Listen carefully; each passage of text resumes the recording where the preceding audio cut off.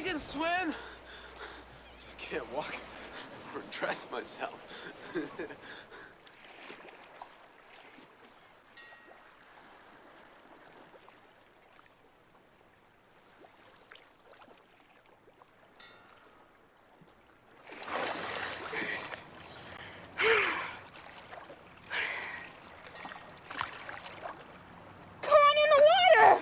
Take it easy. Take it easy.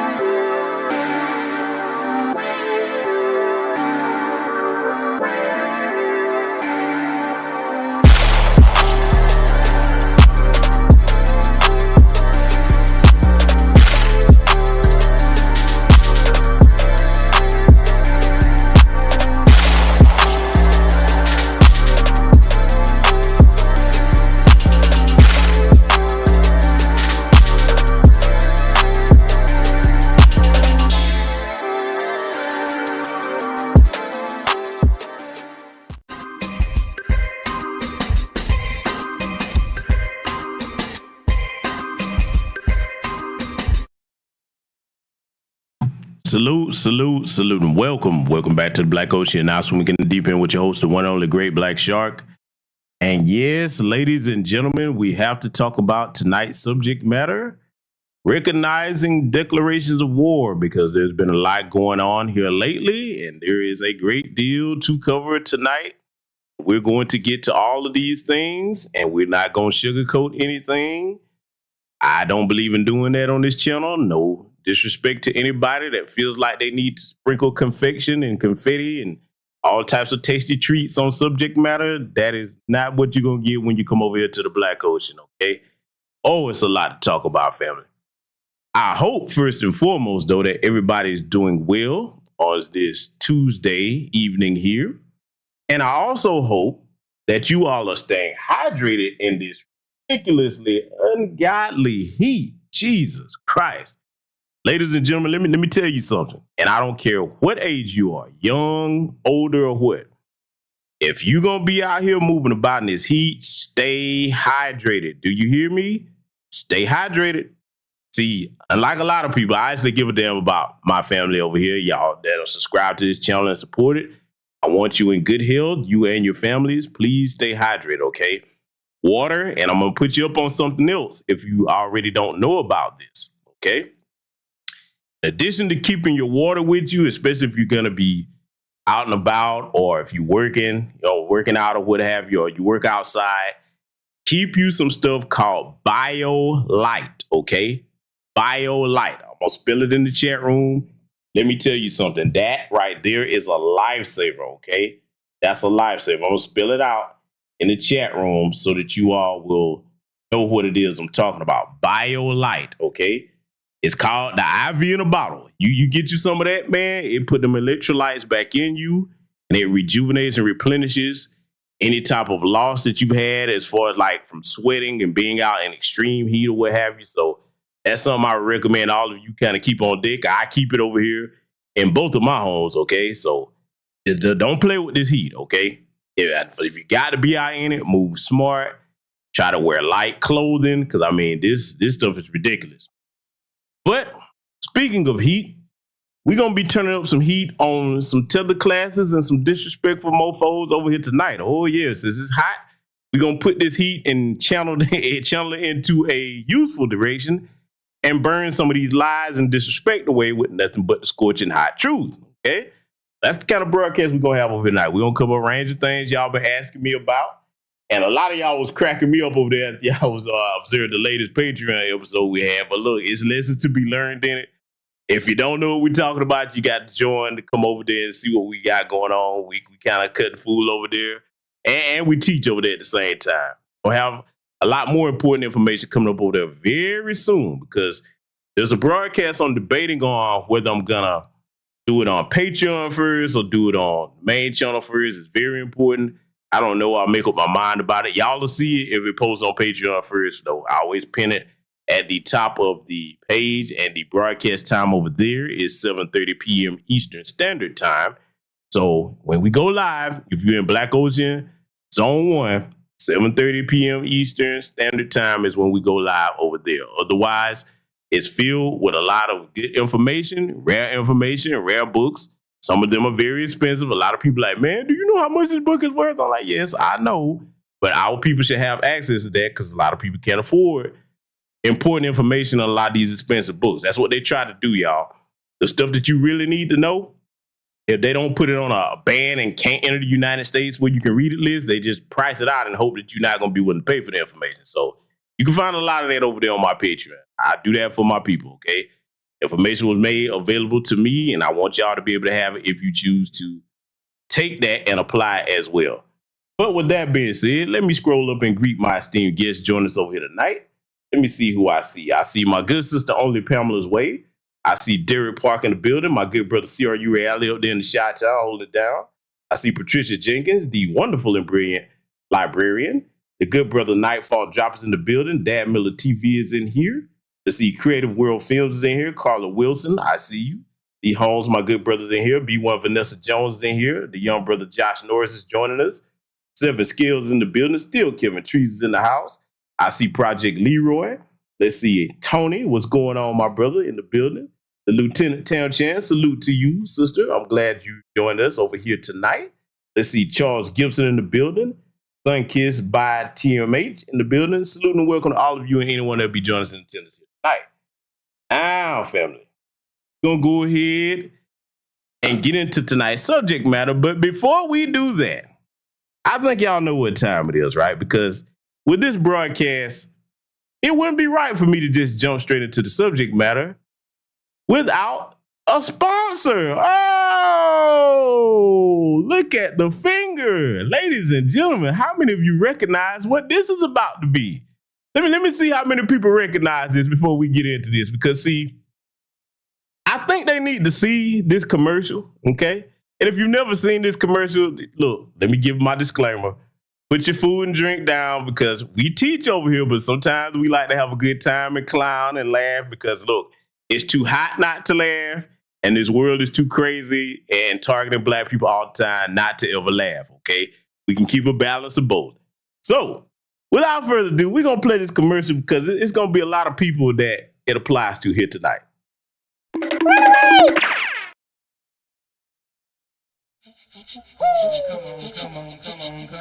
on. You know what's up. Check it out. 1, 2, 1, 2, 1, 2, 1, 2, 1, 2. Check this out. Yeah. 1, 2, 1, 2, 1, 2, 1, 2, 1, 2. Check this out. Yeah. 1, 2, 1, 2, 1, 2, 1, 2, 1, 2. Check this out. Yeah. 1, 2, 1, 2, 1, 2, 1, 2. Can't keep running away.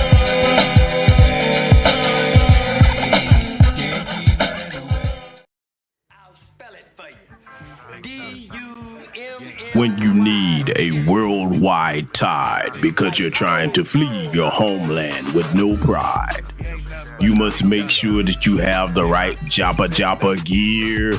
We're talking the fleeing sportswear of the year. Before you hop on that inner tube, you need the shoes that all tethers must choose. Yes, ladies and gentlemen, we're talking about the only pair that will get you there without a care. Flee Force Ones. You need these shoes. Get running. Built from microfiber. Hand woven. Super light. Flexible. Strong and durable, perfectly shaped, waterproof. You need the shoes that will deliver when you're crossing those rivers. Yes, you must get a pair of the greatest Joppa wear. Flee Force Ones. Get running now.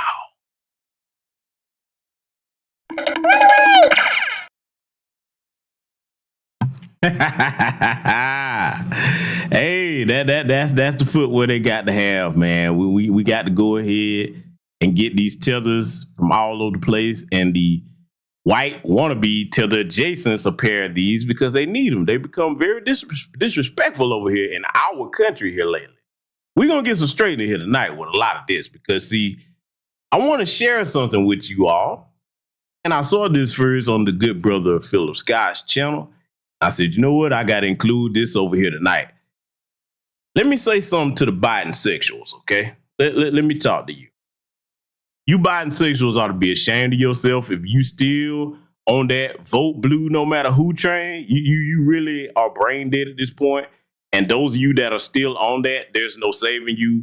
Don't even waste your breath. I hear a lot of times, and I mostly hear this from a lot of sisters in different spaces. A lot of them, bless y'all hearts, you be wondering how can you get certain people on board, get certain people on cool. Let me tell you something. At this juncture and hour of our critical history here, okay, certain people that's not on code, they're not going to get on code. Bless your hearts. Some people have them in their family. A lot of us have them in our family. Some of the older crowd, that boomer generation, not all, but the ones that it applies to. People be talking about how can I get them on code? You can't. They're stuck in their ways. They don't see things the way we see them. They're not looking at policies and numbers. They're basically voting off emotions and feelings. Sometimes this might be grandparents. Sometimes this might be your parents. I'm going to tell you this. Don't fall out with your family members over no politics. The best way for you to have those conversations is if you're going to discuss it, just get their take on it. If you try to, point some information out to them and they're not receiving of it, leave it alone. You don't force somebody to ingest something, okay? You present the information, and then let them check it out, and then they'll get back to you on it. Y'all don't be falling out with your family members. They're going to do what they do. You do what you do, okay? That's really the long and the short of it, all right? Because we at a junction now where, family, let me tell you something. Gen X, millennials, and Gen Z, we have a great opportunity to put ourselves in an empowered position, and we've been doing that so far, okay? But we just got to stay the course. Got to stay focused. We got to make sure that when people come around us that are not about the business of empowerment, we got to make sure that we get them about the paint, because, see, we don't have time to play any more games with these people, okay? With the strategies that have been enacted upon us and against us by this treasonous, and yes, I said it, treasonous Biden administration. And Joe Biden and his administration is the greatest threat to national security we have ever seen in this country. I have never seen a time in this country's history where the borders were just left unsecured with all this madness he doing, flinging money left and right. I mean, we gonna get into a lot over here tonight, family. That man has to go. If you got sense and you actually want to have a decent future, decent present for yourself and future for your kids, you're not trying to have 4 more years of what this jackass got going on. Inflation and record levels in this country. This is insane. And this man is steady trying to worry about what's going on overseas, trying to get us into an unnecessary conflict with things that are from the past years ago. I mean, this man, he's insane and he's senile. He should not be in office. And white America, you goofy liberals, let me get on you. This is partly your fault, too. Because you goofy liberals sit up there and voted for this nonsense. And for anybody's story, see, I knew it. He was with the Republicans. I'm neither Republican nor Democrat, okay? I've said it many times, just getting it out the way. My views are center right if you got to put them in a box. But I'm not loyal to any political party. I'm loyal to Black America first, foremost, and only. I'm stating the facts. This goofiness that we see in here now, where they targeting kids with these goofy agendas, I mean, it's insanity. This country right here, man, has never been in as dire straits as it's in now under the helm of this accursed, treasonous Biden administration, okay? Oh, but don't worry. So, because I know that a lot of times for those listening, not those of you in my chat room, but for those that listen to try to critique everything that somebody says, you don't want to listen when a black man tell you, well, we're going to have somebody else tell you here tonight, oh, yes, we are. Oh, we're going to be thorough with this. You're not going to be able to argue with this person because, see, I've shown y'all many times that conference call where Biden was putting the pimp hand down, telling them they're going to have to get ready to work more with Hispanics, talking about the country is not just doomed because of African Americans. Many of us in New Black Media have shown you this clip. Well, now, since y'all didn't want to listen to us, I got somebody that you might want to listen to. I want y'all to study this very carefully. Because when I play it, I'm not going to interrupt it at all. I'm just going to let it play, and then I'm going to give my commentary on it. We are in times now where we have to get to the bottom of things and start doing what's necessary to get us in an empowered state and maintain that empowered state once we get into it. So I want y'all to listen to what I'm about to play for you. Not going to interrupt it. I'll give my commentary after he's done speaking. Black Americans of Chicago, this is directed at you. In a speech Biden made a while back, he said that the majority in America soon will be Latino. He didn't say black. He didn't say Asian or white or anything. He said Latino. That's why millions and millions of lighter-skinned Latino illegal aliens are being allowed in. And many of them are being sent to black communities so they can slowly start to replace y'all. You need to wake up, man. I'm from Texas. I'm from a border town. I have relatives who are border patrol and who are in law enforcement. They were being given $5,000 upon entry into this country. And soon as they got to their destination and settled in, they were being given $1,200 a month to $1,400 a month, plus free food stamps, free housing, free medical, free dental, and they even get free college. You can research it. They get free college, illegal aliens, but you get nothing. You get nothing. You need to wake up, man. Stop voting for the Democrats. In some cases, it's already too late. I'm good. I'm Latino, man. I don't have to worry about being replaced. I'm Latino.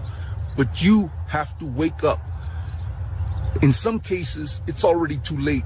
Millions of these people will never leave. Okay? They will never leave.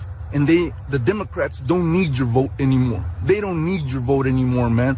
They used you for your vote, and they already got millions of new voters, man. And they don't need you anymore. And I'm telling you, man, you better wake up. You better stop voting Democrat. You better wake up. Latinos for Trump, 2024. So we can start. All right. So now you heard the Latino. You know what I'm saying? You put that extra emphasis, Latino. Latino, you heard him talking. All jokes aside, though, he's absolutely correct on the greater majority of what he said. And you goofy Biden sexuals in Black America, you have a hand in that.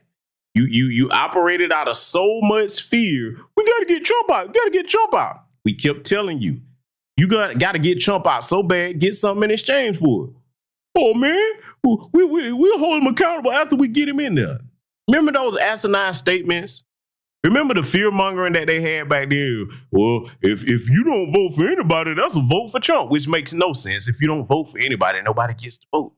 Now the new fear tactic is Project 2025. Oh my God. Listen, man. Listen. We already living Project 2025. We've been living it since 1865, okay? That's the truth of the matter. They always pull out a boogeyman tactic. And see, let me tell you something. Let me tell you the one part of what the Hispanic gentleman was talking about there. Let me tell you where he got it wrong at. Because see, let me talk to you Hispanics, okay? He's right on everything that he said, but that part where he was talking about, I'm Latino, I'm good, man. No, you're not good. You're not good because see, let me tell you why you're not good. A lot of people have shown that clip right there, but see, I have a very sound, functioning understanding of white supremacy and anti-Black racism. This is why he's not good. You got half of them, okay, that will laugh and grin in his face that make him think he's good. And then you got the stomp down hardcore white supremacists that look at America and say, hey, yeah, they're not Black, but they're not white either. Let me tell you something. They are in for a rude awakening. And I'm talking about, I don't care whether it's Biden or Trump that wins the election, the hardcore white supremacists that are really concerned about their low birth rates, they don't want them people up here. See, you got to understand something about white supremacy. It's split down the middle.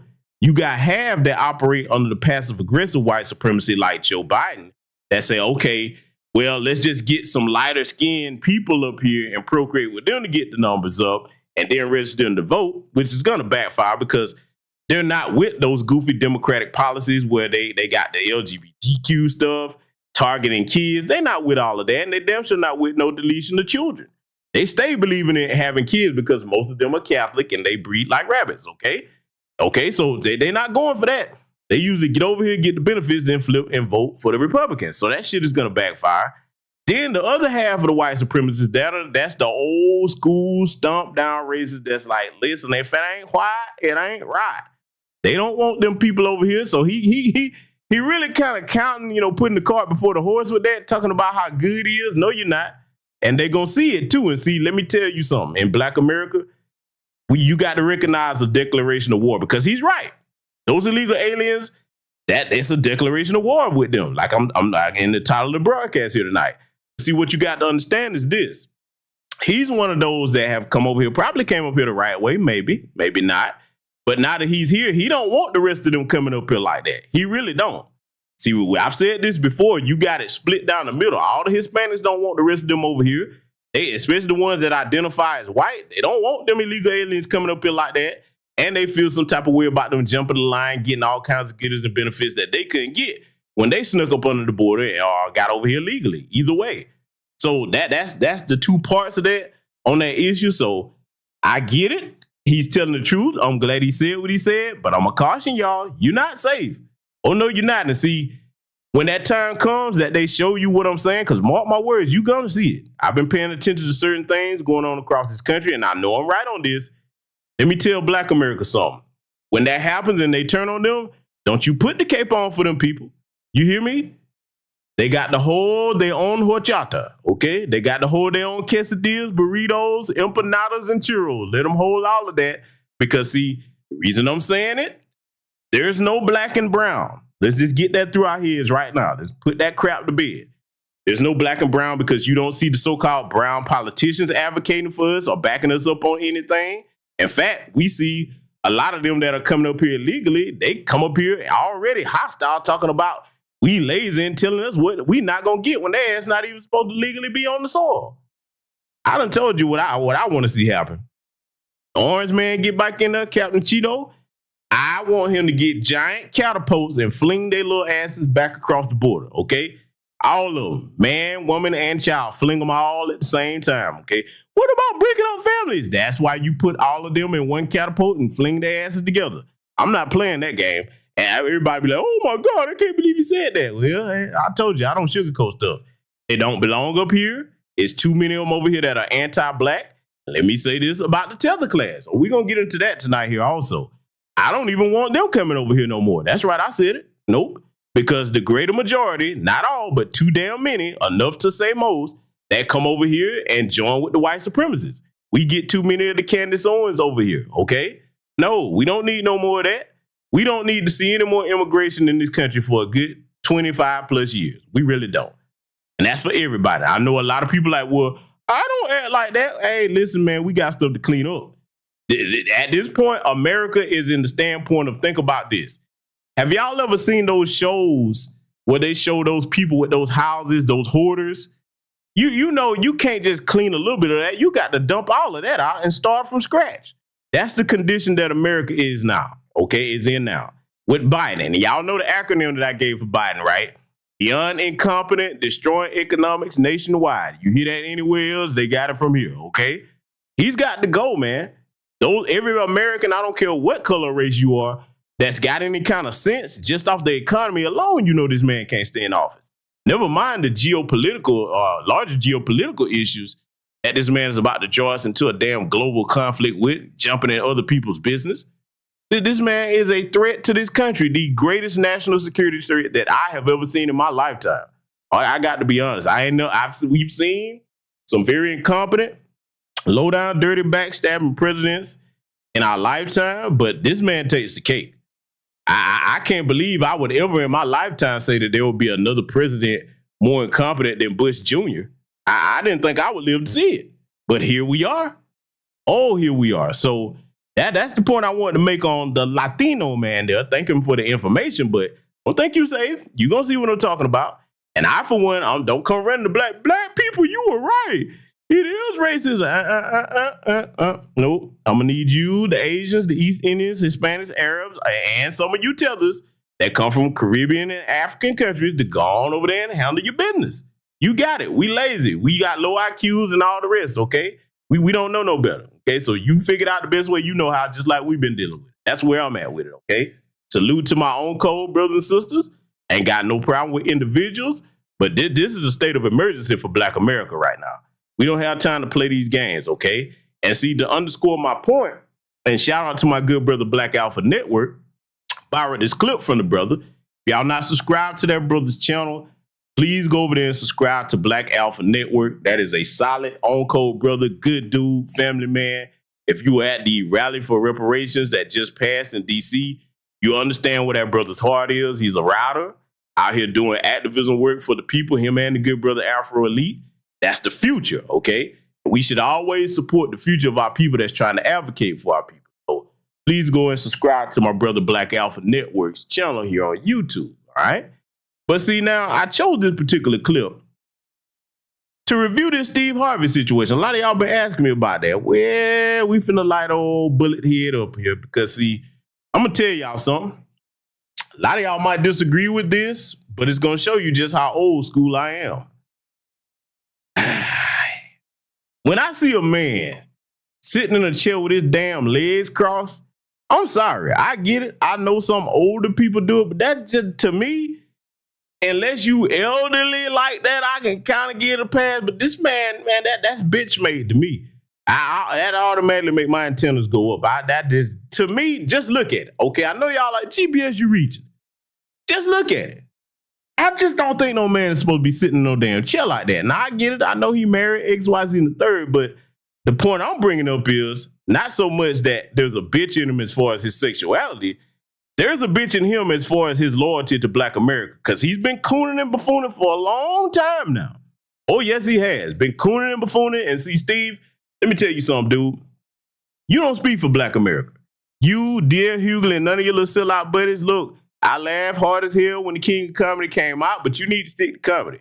Don't get involved in Black folks' business, because, see, we're finna break this down from the A-road to the zero. We're going to get started playing this, and I'll be stopping it to give my thoughts on it as need be. Stop all this foolishness about what you're doing for Black people. Can't nobody come out with no agenda and call it this for Black people and expect to get in the White House. Let me stop this jackass right here with this shiny bald head of his. Steve, first of all, to go to show you he's not one of us, and see, this is something I'm going to start advocating for very heavy going forward. Steve Harvey, all these clowns that be going on Vlad TV, anybody that's speaking like this against our people or going on platforms that exploit us, we got to pull our support for them. See, this is where it's going to come to us having the will and the fortitude when the rubber meets the road to say, okay, you disrespected us in public and misrepresented us in public on national TV, advocating against us and talking down to us. Fuck you and every project you got coming out. We not supporting no more of your movies. You done. You persona non grata in Black America. You will become a pariah to our people. See, we got to start making examples of some of these disrespectful motherfuckers in our lineage. Yeah, I said it like that. If you got a problem with curse words, oh my God, he cursed, then just go ahead and get up on this channel and don't come back. I'm not going to sugarcoat nothing over here tonight. Let me tell you something, you bald head son of a bitch. You don't ever say it's foolishness when it comes to doing stuff for Black people. You won't get your bald head ass up there and say that about no other group of people. And we're going to stop these people from getting our support and then going out here disrespecting us. The second thing we're going to have to deal with. Let me go ahead and get closer to this microphone. The second thing we're going to have to deal with. Overstand that I get that due to the way these white supremacists are trying to use the legal system, they say you can't have no race-based policies. Well, we're going to navigate within the rules of lineage, which is why we use the term freedmen when we're trying to get things done legally, okay? Foundational Black American freedmen should be the entire whole title of our lineage, but hey, you know when to use which term depending on what you're trying to get done. In the courts, it's got to be freedmen, okay? That's already on the books as a precedent for that, so that's what we use going forward. But I want to point this out to my people. He just said that you can't have nothing just for Black people and get it done. Bullshit. If you study this channel, I've shown you we've gone tooth and nail through that Asian hate crime bill. That's a race-based policy. See, a lot of people been saying, well, you can't do it race-based, and they're right. But let's not sit here and act like they haven't done race-based policies. When you start doing things for Jewish people, you may say that's a religion, but they view them as a race. That's how they enact stuff specifically just for them. The Native Americans, $5 pretendians, okay? They've been doing race-based policies. Let's just get that clear right now. I don't hear enough people actually pointing that out, and I can show you plenty of things that they've done where it is race-based, starting with that Asian hate crime bill, okay? Huh? So we ain't gonna sit up here and play this game like they've never done things just for a specific race of people. That's a bunch of bullshit. And the policy backs it up. You can pull the policy for yourself and see this, okay? But all of a sudden when it comes to us, well, we just can't do nothing just for Black people. Oh, really? See, let me talk to my people for a minute before I finish lighting bullet head up. Family, if you listen to this microphone over here on the sound of my voice here tonight, this is something I want you to understand and get through your heads, and make sure that if you're a young Black person listening to this, make sure you understand this as well. We have to break that mental conditioning that they've instilled upon us where we always supposed to accept less than and lower than, because that's a holdover of conditioning from the plantations. A slave was always supposed to put his master first and think about himself dead last, if at all. That's what these people are trying to do to us politically. And it's going to have to be time for some political punishment. Whether you choose to vote for the orange man or you choose the couch. Either way, don't you give your votes to no Democrats, because the reason I'm telling you this, since a lot of people want to know what to do, the reason I'm telling you this, let me ask this question. And I want some chat room participation in here before I finish cooking his ass. How many people gather here in this chat room or listen to this on the playback? Because I want this to stick in your brain. How many of you think that people that disrespect you deserve to be rewarded for that disrespect?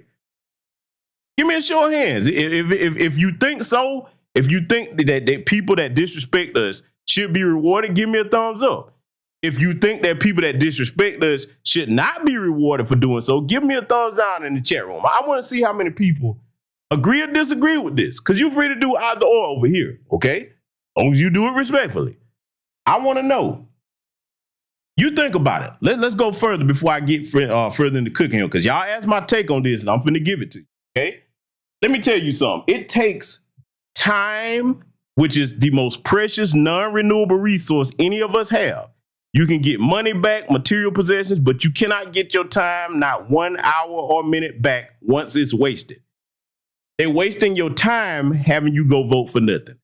They're wasting your resources. It takes gas for you to go and drive to these voting polls. Now, I want you to let this further marinate in your mind for a second. Everybody that went and voted for that jackass Jim Crow Joe Biden, they got more than an I voted sticker. Do you understand me? They got policies for their specific groups and all types of economic tangibles. Why should you be the only one to I vote blue no matter who? No matter who, I vote blue. You go up there and you vote, and then your stupid ass, all you walk away from the damn voting booth is with a damn sticker. Should you be the only one to do that? You think about that for a minute, because you can't say that's not what happened. Asians got something. Native Americans, the $5 pretenders, stay getting something. Jewish community got things. The LGBTQ community, the white ones basically, got things. Okay. East Indians, the Arab. I can show you policy after policy where these people, every one of them that went out there and didn't even come out in numbers like black people, they gave the people that didn't vote for them policies, but you are the one that did all the legwork. See, this whole voting thing is actually bigger than voting. It's about the collective self-esteem of Black America and asking the question, what makes you think you're supposed to be somebody's damn pack mule, where you just sit up here and do all the work and get none of the damn benefits?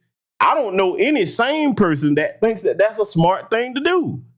You see what I'm saying? So when this boule jackass up here sit up here talking down to black people, because listen to his tone as we get into this. Oh yeah, I'm finna light him up. You know what? We're going to let him finish talking. I'm finna get back to lighting his ass up. Let's let it continue. You got to play the game different. Y'all know what this is. So now this next question is... And that's another thing, this whole play the game comment. Playing games is for toddlers and children and infants. Last time I checked, people that are voting age are neither of those things, Steve Harvey.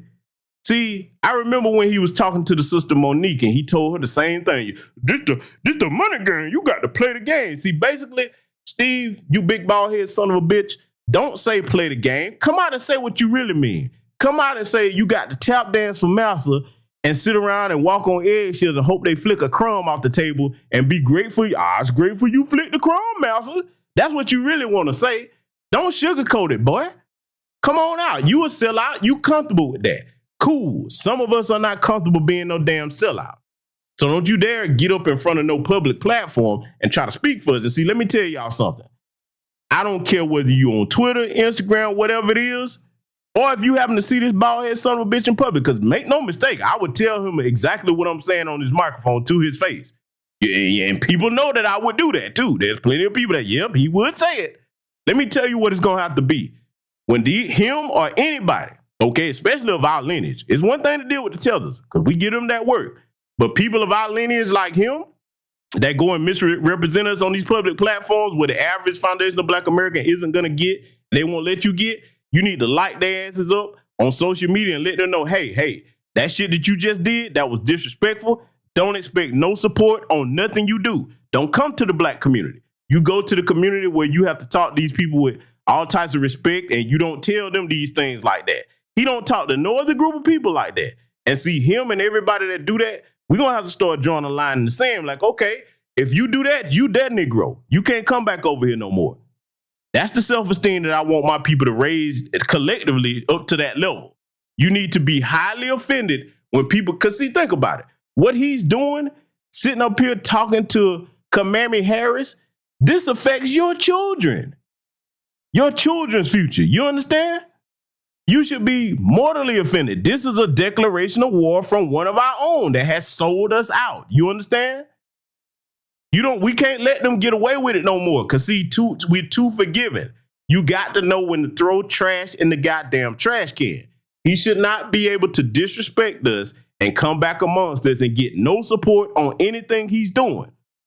See, if you hit him with that, they'll get their asses in line then, or they'll just go permanently over there and beat that Negro. And they don't want to do that because they know that them folks ain't gonna rock with them like that. Family, I need you to understand. Things don't get hot in this country unless we get behind it, okay? You better go back and look at simple things like that Popeye's chicken sandwich craze, which I was too afraid to go and get that shit at that time. I didn't mess with that. They had crack or something in there, goddammit. But you look at all the free advertising that we gave them with that, millions of dollars worth. Now you think about if we channel that into the people that actually support the community, okay? The people that deserve that. We got to stop giving our precious gifts and talents away for free. And we got to let bastards like Steve Harvey know you're not entitled to our support if you're going to turn around and disrespect the same people that support you. Let's let it continue. The lob for her to dunk. Because they done a lot, man. But we see, I'm on this radio show and I'm hearing all these people talking about, I'm not voting if they not doing nothing for us. Listen to me. If you do not vote, the analytics will show. They know how many women vote, they know the age you are when you vote. If we don't vote, how we gonna ask for something next time? If you ain't got no voting power, you talking about reparations. Ain't nobody finna give you no reparations and you don't vote. Family. Woo! See, this is why I can't be around people like that. I'm going to go ahead and say it like it need to be said. And if you got children in the room, you might want to cover their ears for a second because I got to say what need to be said the way it should be said, okay? See, I'm not the polite, cordial member of New Black Media, okay? Salute to my fellow comrades, brothers and sisters. I'm not the nice guy, especially at this critical hour at the junction of our history that we're at. This is the fourth quarter for Black America. You understand? We don't have time to play any games. If we going to win, we got to win now, okay? This is how stupid this son of a bitch is. He just sat here and told you that if you don't vote, how you gonna ask for something like next time? Steve Harvey, you bullet head bastard, you. Did you look at the results from the 2020 election? Black people came out and what they say was higher numbers than than they did for Barack Obama. And I do not believe that. But however, we were the greater majority that swung that election in the Democrats' favor. They not giving us nothing now, you dumb son of a bitch.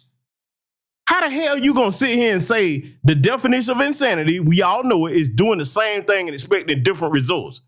How you gonna ask for some reparations if you don't get out and vote? Nigga, is they doing anything for us now? They doing stuff for everybody that didn't even come out in a fraction of the numbers that black people did. Ran out there with their goofy biting sexual asses. We gotta get Trump out. And see, let me deal with that gotta get Trump out thing. Because see, I'm one of the only people that I've heard say this.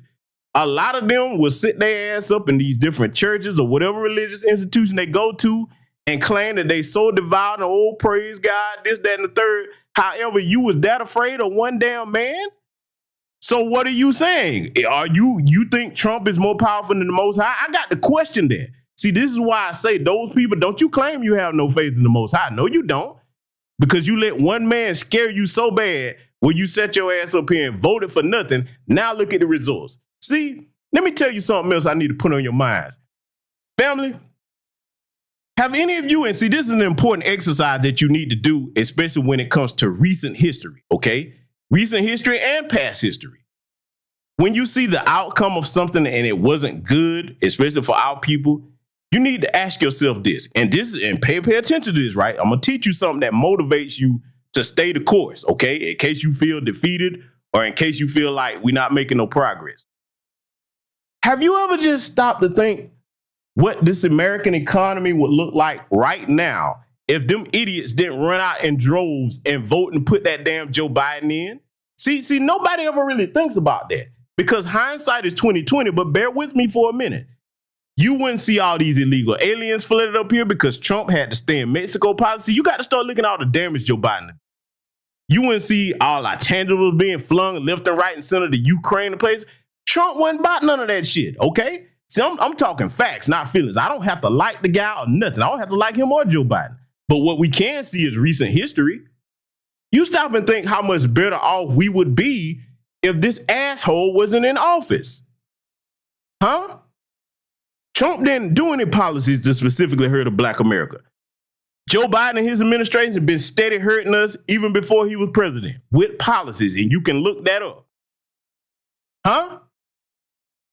You stop and think where we would be right now in America if Joe Biden wasn't in office to enact them policies, because they weren't going to get enacted until he came in there. See, here's another thing I want to tack onto this before we finish frying this damn goofy-ass milk dud up here with this microphone with that ridiculous olive green suit on. It make no damn sense to have that much money and not be able to dress in a proper suit on public television. I digress. Let me tell you something. What we going to have to also be stomped down strict about, and I leave it to Black America to do this because we're the responsible ones. Let's keep it a buck. I don't give a damn about them other races. They're basically the equivalent of children when it comes to doing the right thing as far as like what's best for the country and on a moral level. We're going to have to say when Joe Biden's ass get out of there, it's not enough to get him out because a lot of damage has got to be undone. America, even if you are not in Black America, you better listen to what I'm saying next. We're going to have to make sure that there's things on the books that say this bullshit under that president is illegal. It can never happen again. I mean, it need to be specific wording saying there's not going to be no more CBP1 apps. You don't get to just come across the border and then get taxpayer resources. We got to actually get that and make it where that's never going to happen again. See, that's what you do. That's what securing something is all about. You take care of the threat, and then you make sure that threat can't repeat itself in the same manner. You understand? That's what responsible, intelligent Black Americans and any American is going to have to do once this old senile national security threat is out of office, okay? That's what it's going to come down to. That's what it's going to come down to. There's no way around it. That's the long and the short of it, okay? So I just wanted to put those two things on your mind. Just think where we would be if he wasn't elected, and then start thinking about what we're going to have to make sure never happens again once he gets out, okay? We got a lot of work to do. Let's let it continue. Oh, why you think they finna give us some money? No how, man. I hope they do. They owe us. That's another thing. Any droop mouth bastard with that defeatist minded attitude, they ain't finna give us nothing anyway. You hear how he sound when he said that? He sound like one of them slaves on the plantation that didn't want to leave. We ain't gonna never get freedom anyway. See, I said this before, and I mean this. You can tell the descendants of cowards by how they talk. I guarantee you, if you go and look back in his family tree, it wasn't nothing but a bunch of shit eaters in his family, a bunch of big ass cowards. They ain't gonna give us nothing anyway. Let me tell you something, man. And I always tell this to young Black people when I speak to them, young Black men and women alike. You need to get into the mindset of making declarations. Just like these people have declared war on us, you need to make declarations of empowerment and work together with other on-code Black people and say, listen, this is non-negotiable. This is what it's gonna be. Get into the habit, especially my young Black people, because you're the future of our people. You need to get into the habit of telling people, these are the terms. You don't tell me what it's going to be. I'm telling you this is what it's going to be. If you want my vote, you're going to have to give me tangibles. You're not going to give me part of what I asked for. You're not going to give me an alternative. You're going to give me what I'm telling you is the going price to get my vote, or you're going to get the fuck out of my face. That's where we are now. And if you have to say it just like that, so be it. Now, you can clean it up and put other words on it. Well, if you won't be willing to reciprocate tangibles with me, then I'm going to lead you to take your exit from my face. You just say it however you want to say it, okay? Just make sure that you hold the line on that, all right? Make sure you hold the line on that, because, see, these cowards right here, they comfortable. They got theirs. The rest of our people in America and Black America that don't have ours, okay, on his level anyway, Because there's some of us that do very well for ourselves. Okay, we do. But we should be doing much more well for ourselves without these oppressive policies and these hindrances in place. Okay? It's time for us to get what we're doing. I'm talking to everybody in my chat room, everybody that listens to this on the playback. It's time for you to get what you do. But see, you're going to have the courage to stand up and start taking a stand against things if you want to get what you want. It's not going to be handed to us. We're going to have to take it, okay? We're going to have to take it, and we're going to have to be serious about traitors like this saying these kinds of statements with his big buck dancing ass. See, let me tell you something before I let this continue. For every foundational Black American freedman man and non-FBA man, if you attach to your integrity and manhood, there's certain things that you just not going to do. You look at this image of this bastard with his mouth wide open, sitting up here with his bald ass head, ass kissing in front of this damn woman who sit up there and mass incarcerated people because their children wasn't in school. She locked up a homeless Black woman that was trying to get it together because her son wasn't in school. She didn't have no place to stay. I always said, Kamala Harris, you raggedy bitch, if you wanted to do something for her, why didn't you give her a job? You could have gave her a job doing something, huh? But you locked up instead, huh? And don't tell me she couldn't have did it at the time when she was over there in California. See, when these people, even if they're of our lineage, even if they rocking the uniform of our skin, once you become a traitor, we got to deal with you accordingly. I hope y'all understand that. You're going to have to put all that compassion to the side. Fuck all that. These are enemies to our people at this point when they're working against what's for the betterment and empowerment of our people. Let's let it continue. I go down there.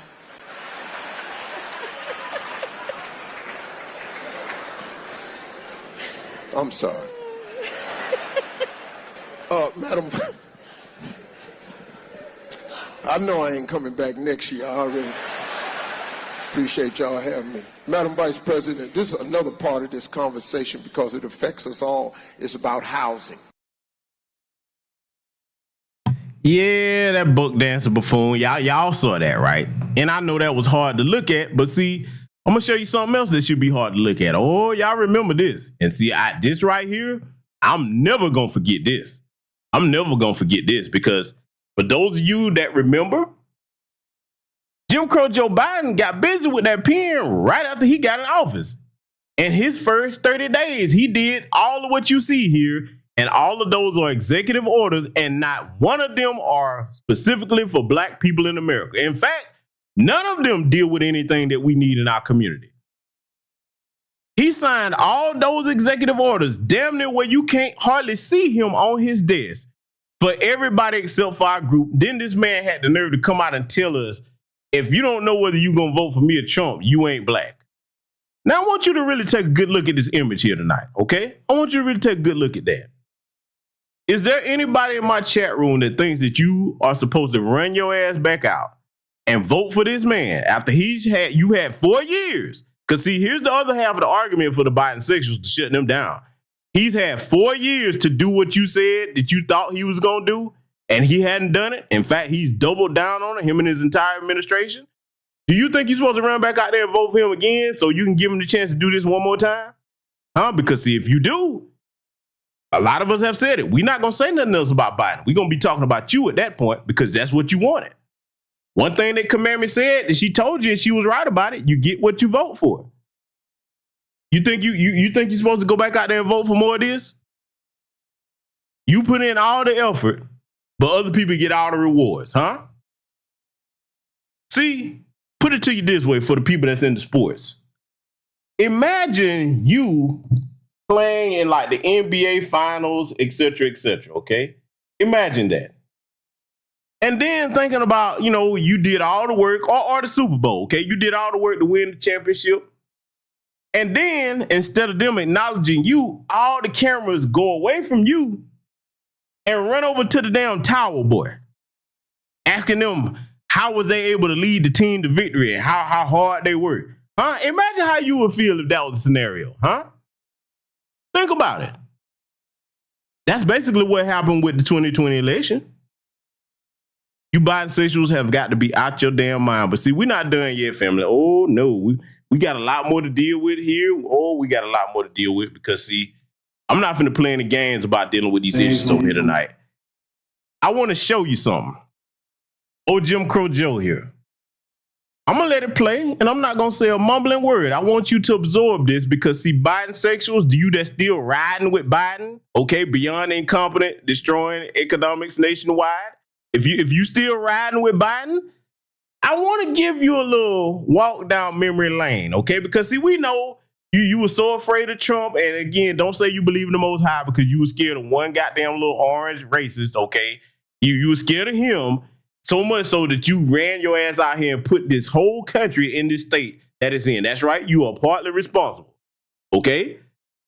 Let me remind y'all who they voted for. I'm not going to say nothing. I'm just going to play this and I want you to listen to it. We had real segregationists like Eastland and Thurman and all those guys. But at least we end up eating lunch together. Biden recalling his early Senate career, bringing up two segregationist senators, Herman Talmadge and James Eastland, who called African Americans an inferior race. I was in a caucus with James O. Eastland, Biden said. He never called me boy. He always called me son. At least there was some civility. We got things done. We didn't agree on much of anything. The senators that he is speaking of with such adoration are individuals who made and built their reputation on segregation. The Ku Klux Klan celebrated the election of one of them. As also noted, Robert C. Byrd was a parliamentary library, a keeper of the institution of the Senate, and he was the institution itself. For a lot of us, he was a friend. And he was a mentor, and he was a guy. Back in the early 1970s, Biden bragged about an award from the notorious segregationist Governor George Wallace and told the Philadelphia Inquirer, I think the Democratic Party could stand a liberal George Wallace, someone who's not afraid to stand up and offend people. I would not be a member of the United States Senate if those men that he praised had their way. One chapter receiving fresh scrutiny comes from his earliest years in the Senate, when he strongly opposed mandatory school busing. It was designed to achieve integration and a more equitable education. What's less known is how he followed the lead of some of the Senate's most fervent segregationists. On March 25, 1977, Biden wrote, "My bill strikes at the heart of the injustice of court-ordered busing. It prohibits the federal courts from disrupting our educational system." Biden sought and received support from Mississippi Senator James Eastland, the Democratic chairman of the Judiciary Committee, and a leading symbol of Southern resistance to desegregation. It was hurtful to hear you talk about the reputations of two United States senators who built their reputations and career on the segregation of race in this country. And it was not only that, but you also worked with them to oppose busing. And, you know, there was a little girl in California who was part of the second class to integrate her public schools. And she was bused to school every day. And that little girl was me. Now, family, I played that without interruption for a reason. Because, see, I want you to let that sink in. See, not only does it show you that Biden has always been a stomped down white supremacist. I'm going to call him what he is. And he was willing to use his power to enact policies for years against black people. But see, the other important part of that clip, and don't you forget it, because a lot of people like to sugarfoot and tap dance around this. That raggedy bitch, that dog-faced, leather-faced bitch, I'm going to call her what she is, Kamami, she was talking like that during the primaries and the debates. But when you saw Jim Crow Joe Biden looking at her, he wasn't looking at her. He was angry. He was like, you know what? I know what this bitch wants. You flat back your way to the top. I know what you want. You want to be my vice president, don't you?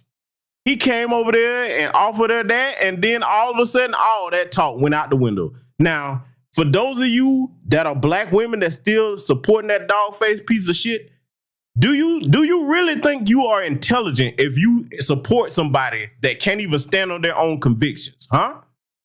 Because, see, she was saying all that stuff always sounded real good. And as soon as she got that VP nomination offer, all that went out the window. Talking about she wouldn't have been in the United States Senate if them men had a way. No, you would have found a way to get there because you lay on your back to get what you need, Kamala. And see, I'm going to go here with it because it's necessary too. And I don't care whether it's black men that are politicians or black women that are politicians.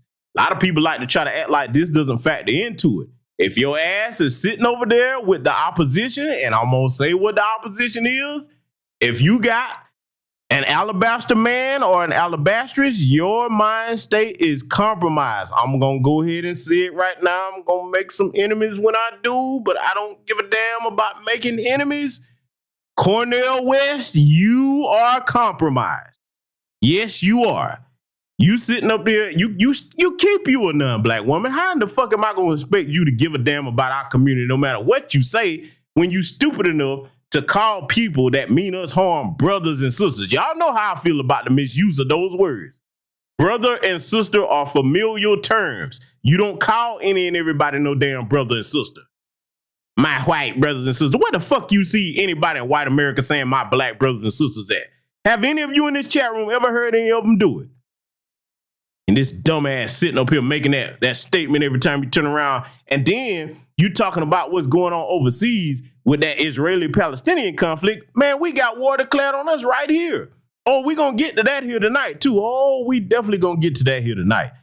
My bottom line is this. On people like Cornel West, whether they men or women, if you sitting over there laying with them folks, your heart not with our people. You're not.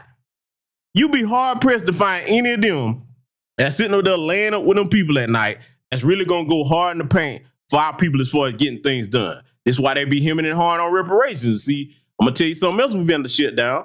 Let me take this banner down because, see, I know y'all wondering, GBS, why you got this on the screen? Oh, I got to go ahead and get him, and I'm going to make some enemies with this too, but I got to go ahead and make them. It is what it is. You might not know who this is. This is Dr. Greg Carr. Now, he's a Pan-Africanist, and let me make this clear. When it comes to Pan-Africanism, I'm all for it on an individual level. Hey, if you got to connect with a Caribbean or continental African brother or sister or Afro-Latino brother or sister that can help you do business abroad, you would be a fool not to take advantage of that if it's square business on both ends. The problem is Pan-Africanism is not practiced on a national level in these nations. They don't even support each other like that with a lot of goofy tribalism and stuff they got going on. But see, you have idiots like this, and yes, I'm calling him an idiot. Just because you're a doctor and you're in academia does not mean that you're intelligent. You're going to see why I'm saying that here in a minute. I want you to take a good look at this. This is his Twitter profile. Let's read it. Greg Carr, two-time male HBCU Professor of the Year. Oh, hell, man. And see, there used to be a time when saying that actually meant something. Howard U. AFAM Studies. And HU, Scholar of Law, okay? And then you see he's got hashtag the renewed normal with whatever that Twitter account is and a couple more in there. In class with Carr. I know you ain't really teaching nothing. And hashtag the black table, the world is a classroom. Well, Dr. Greg Clark, you right. The world is a classroom, and we going to take you to school over here tonight. Because, family, I want you to look at this asinine statement this idiot made. See, when it comes to these people trying to undermine us, we're going to have to stop playing with them, man.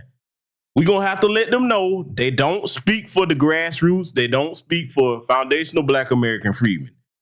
Let me read this to you. See, I want you to recognize when there are threats amongst us that seek to undermine us. And see, before anybody says, you being harsh. No, I'm not. Because you show me where in the Jewish community, the Asian community, Hispanic community, East Indian Arab community, you show me where they have people talking against their own getting benefits or tangibles. I challenge you to show me one instance of that, where their people are talking about what they don't need when it's something for the collective of the entire group of them. I'll wait for you to show me that. We're going to read this tweet together, ladies and gentlemen. Why name after a condition of previous captivity, ex-slave, freedman, descendant of a slave, and you're supposed to be an academic and you misspelled foundational? Y'all see this? See, look, y'all know me. I get on some of y'all over here about that misspelling shit. That is one of my pet peeves right there. Anyway, let's continue reading. Foundational American is foundational Black American. Say the whole damn thing. Etc. is understandable when cut off from all but a regular awareness of freedom in immediate wake of traumas of enslavement, but after memory recovery. See, Dr. Greg Carr, let me tell you something. And this is another thing about just because you have a degree, it doesn't make you intelligent, okay? First of all, we are not ashamed of using those terms because that's reality. What have I always taught y'all on this platform about dealing with reality? See, a lot of people that lie to themselves and sugarcoat things, those are weak people. You know why? Because you're not dealing with reality that's right in front of you. The strongest of people say, okay, this is what happened. This is what's happening now. Let me deal with it for what it is. So if it's a problem, I can come up with viable solutions to the problem. You don't do that by trying to erase your history or be ashamed of it or sugarcoat it. That's tether talk, Dr. Carr. That's tether talk. We don't do that over here in the grassroots, over here in these spaces. We don't do that. You keep the tether talk over there with you and your flunkies, all right? That's what you do. Now, when it comes to this babble that he's got going on here in this tweet, let me say this directly to you, Dr. Carr. I want you to go and talk like this to the Jewish community and every other group, especially them. I want you to start with the Jewish people, though. I want you to go and talk with them and ask them if they don't honor or acknowledge those of them that were Holocaust survivors. Ask them to downplay that and see how that work out for you. I bet you're not going to do that. See, we're going to have to stop these people from using us as the test subjects for disrespect. And that means excommunicating them from our community. And I know it's going to be hard when it comes to the entertainment or as the Steve Harveys and all of that, because some of y'all be like, well, I like that stuff. Listen, let me tell you something. You don't get the respect of people by keeping up the pattern of rewarding them for their bad behavior and disrespect of you. You want to get respect? You want them to get some act right? You got to cut the plug on them, okay? You got to pull the plug. Don't be supporting people that won't support us, all right? This was a very cowardly, asinine, poorly spelled attempt at trying to undermine our reparations claim. That's all this was about. See, Dr. Carr, let me tell you and the rest of these goofies in your circle of this. If you want to practice Pan-Africanism and focus on everything left, right, and center but our empowerment here in this country, you go do that. But what you're not going to do is stand in the way of those of us that's got sense enough to know that you stand and fight at home first. That's the message we're going to make sure that you understand. We're not playing with y'all about this no more. The playtime is over. The kid gloves are off. These disrespectful bastards that come out doing this, I tell you what we're going to have to tell them to do. You need to go over to these people that you have such an admiration for, and you go over there and deal with them. Because, see, here's the reality about a lot of that Pan-Africanism talk for a lot of these people that have never even visited an African country. And I'm not going to say Dr. Greg Carr hasn't. I'm pretty sure he probably has, but there's a lot of people that haven't even been to an African nation to go over there and see if Pan-Africanism is even practiced in any large scale. It's not. And amongst individuals, sure. On a national level, no. They won't even work together with the countries next door. Then with the exception, let's be accurate and correct with this, with the exception of the right kind of Pan-Africanism that we see going on between Burkina Faso, Mali, Niger, and I think Malawi has joined them and others. Now, that's the kind of Pan-Africanism they need to start with on a military level and kicking these damn parasites out their nations and getting control of their countries and actually benefiting off their resources. That's why I always salute the president of Burkina Faso. I think he's 31, 32. He's the youngest world leader as far as I'm aware of. His name is Ibrahim Traore, okay? If you don't know who he is, look him up. He has my blessing. Salute to him and the nation of Burkina Faso. That's what they should have done a long time ago. That young man came up through the military ranks and said, damn it, I'm not going to wait no more to change things for where they need to be. That's the right attitude, and I hope the rest of the continent follows suit behind him. Because, see, let me say this to those that are over there. They so afraid of what they did to Zimbabwe and Haiti with the sanctions. Don't you know, out of a nation, out of a continent of 54 nations, if any of the Western powers try to sanction you and all of you support each other economically, them sanctions won't mean nothing. They won't. You be like, hey, you take your bullshit aid, fuck you and everything that you stand for. That's the attitude you're supposed to have. And Ibrahim Traore is exhibiting that attitude over there now. So nothing but respect to that brother and any other brother or sister that's on the continent or in the Caribbean that have that mindset. I'm going to say something that's going to sound controversial. Salute to that brother Barbecue down there trying to get his nation right. I don't know how successful he's going to be, but he has my blessing, man. Get them bootlicks out the way and get shit straight. May the spirit of Dessalines be with that brother if his intent is to empower his people and to set things right, okay? Now, as far as us, we're concerned, our business, We have to start operating like one big collective broom and sweep this bullshit out of our cultural house. Dr. Greg Carr, you will not be allowed to stand in the way and undermine our reparations claim. That time is over, okay? Oh, I told y'all, we're going to be thorough with dealing with all this here tonight, because this, too, is a declaration of war against us. When you're trying to undermine your own people, that's warfare, especially with the situation that we're in right now in America, with this economy and everything we're dealing with. We don't have time to be allowing people amongst us to handicap us and slit our throats. No, you're going to have to go. You're their Negro. You're a Democrat shield and you belong to them. Because as y'all know, that's Roland Martin's buddy. Old Port Chotmas Prime Ribs Martin himself. That's his buddy. Okay? That already tell you everything you need to know right there if you're palling around with that boule bun milk dud head bastard over there. The snack panther never saw a meal he couldn't handle. Anyway, we're going to keep it rolling. We got more to deal with here, family. We got a lot more to deal with. Because, see, I want to show you something. Oh, yeah. Y'all knew I was going to get to this, right? Oh, boy, did y'all know I was going to get to this. Oh, we're going to slow roll this one. We're going to slow roll this one, and let me go ahead and say it now. I have brothers and sisters over here that are from the continent and the Caribbean. Let me tell you something. I don't have a bit of a problem with you as long as you're not disrespectful and you're not a part of the tether class. Let me be clear and specific on the definition of tether. We've said it many times, but I'm saying in this broadcast because I'm one that don't mind repeating myself to make sure that when people start that gaslighting, you're not a tether just because you're non-FBA. Tether is tied to your undermining actions and your disrespect of our people. And this little old bad boy, this heifer here, I'm gonna be somewhat nice, but not so nice. Because there's a lot of places I could go with this. Oh, there's a lot of places I could go with this. This is a tether right here with her little dingy looking ass. I will say that because this is a dingy looking heifer and her whole mentality is dingy. Let me say something. For those of you that have this attitude right here, I hope you understand that my people, my lineage, we're about fed up with that. You're not going to keep doing that. And there is something that we can do about it too. You're going to see in the very near future what I mean by that.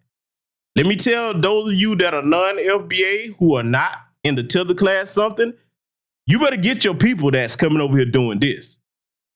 And if you don't know what I'm talking about, we're going to get into it and I'm going to break down what's wrong with everything that she's saying. One thing only that African people care about, including me myself. I come to your country. I don't care where it is. I am here to make money. That's just the sad reality. But it is the reality. Me as myself, when I went to Nairobi, when I lived in Kenya, I went to take. When I went to South Africa, I went to take. When I went to Dubai, I went to take. I did not go to build the countries. Because in my country where I come from, I am poor and I left my country because there is nothing for me to do. Oh, let's deal with this. Because, see, plenty of people have had their takes on it. Now you finna get the shark's take on it. Oh, yes. Oh, the shark has entered the chat, goddammit. Now, let's deal with what she just said. Lady, let me tell you something.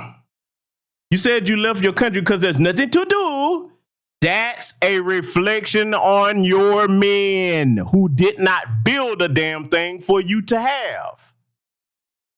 That's who that's a reflection on. Let's be clear on this. See, y'all know my stance on the tether class male. I don't consider them on the same level of manhood as me. I'm here in my country, building it and fighting to get justice for my people. I travel and go visit places, but I bring my ass back home and continue to work. If you a tether class male and you flee and don't ever go back to where you from and try to do things for the future generations of that country, don't put yourself on the same level of manhood as me. You can't speak at my table. You hadn't put nothing on the table, so you don't get a plate off of it. Now, let me go here. I've said this many times. I expect the women to flee because they're not the natural builders and protectors of society. But, ma'am, let me tell you something. When you have that mindset about you went to take, think about it. What good are you really to a people? Think about it. This is the question that they don't like us asking. What does immigration benefit Black Americans? Foundational Black American freedmen, to be specific, because see, a lot of times even just saying Black American doesn't cut it, because when you do that, that leaves wiggle room for people of other lineage to say, I'm a Black American on paper. We're talking about the lineage, foundational Black American freedmen.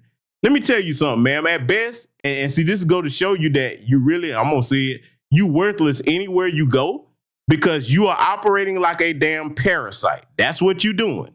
A parasite only takes and takes and takes and never tries to give. See, this is that backwards, dusty ass mindset because see, even though she's a woman, and I understand if you leave and if your men are not building anything back where you come from, what a woman that leaves a bad situation would do is say, okay, look, I've left my country. It ain't too much popping right now.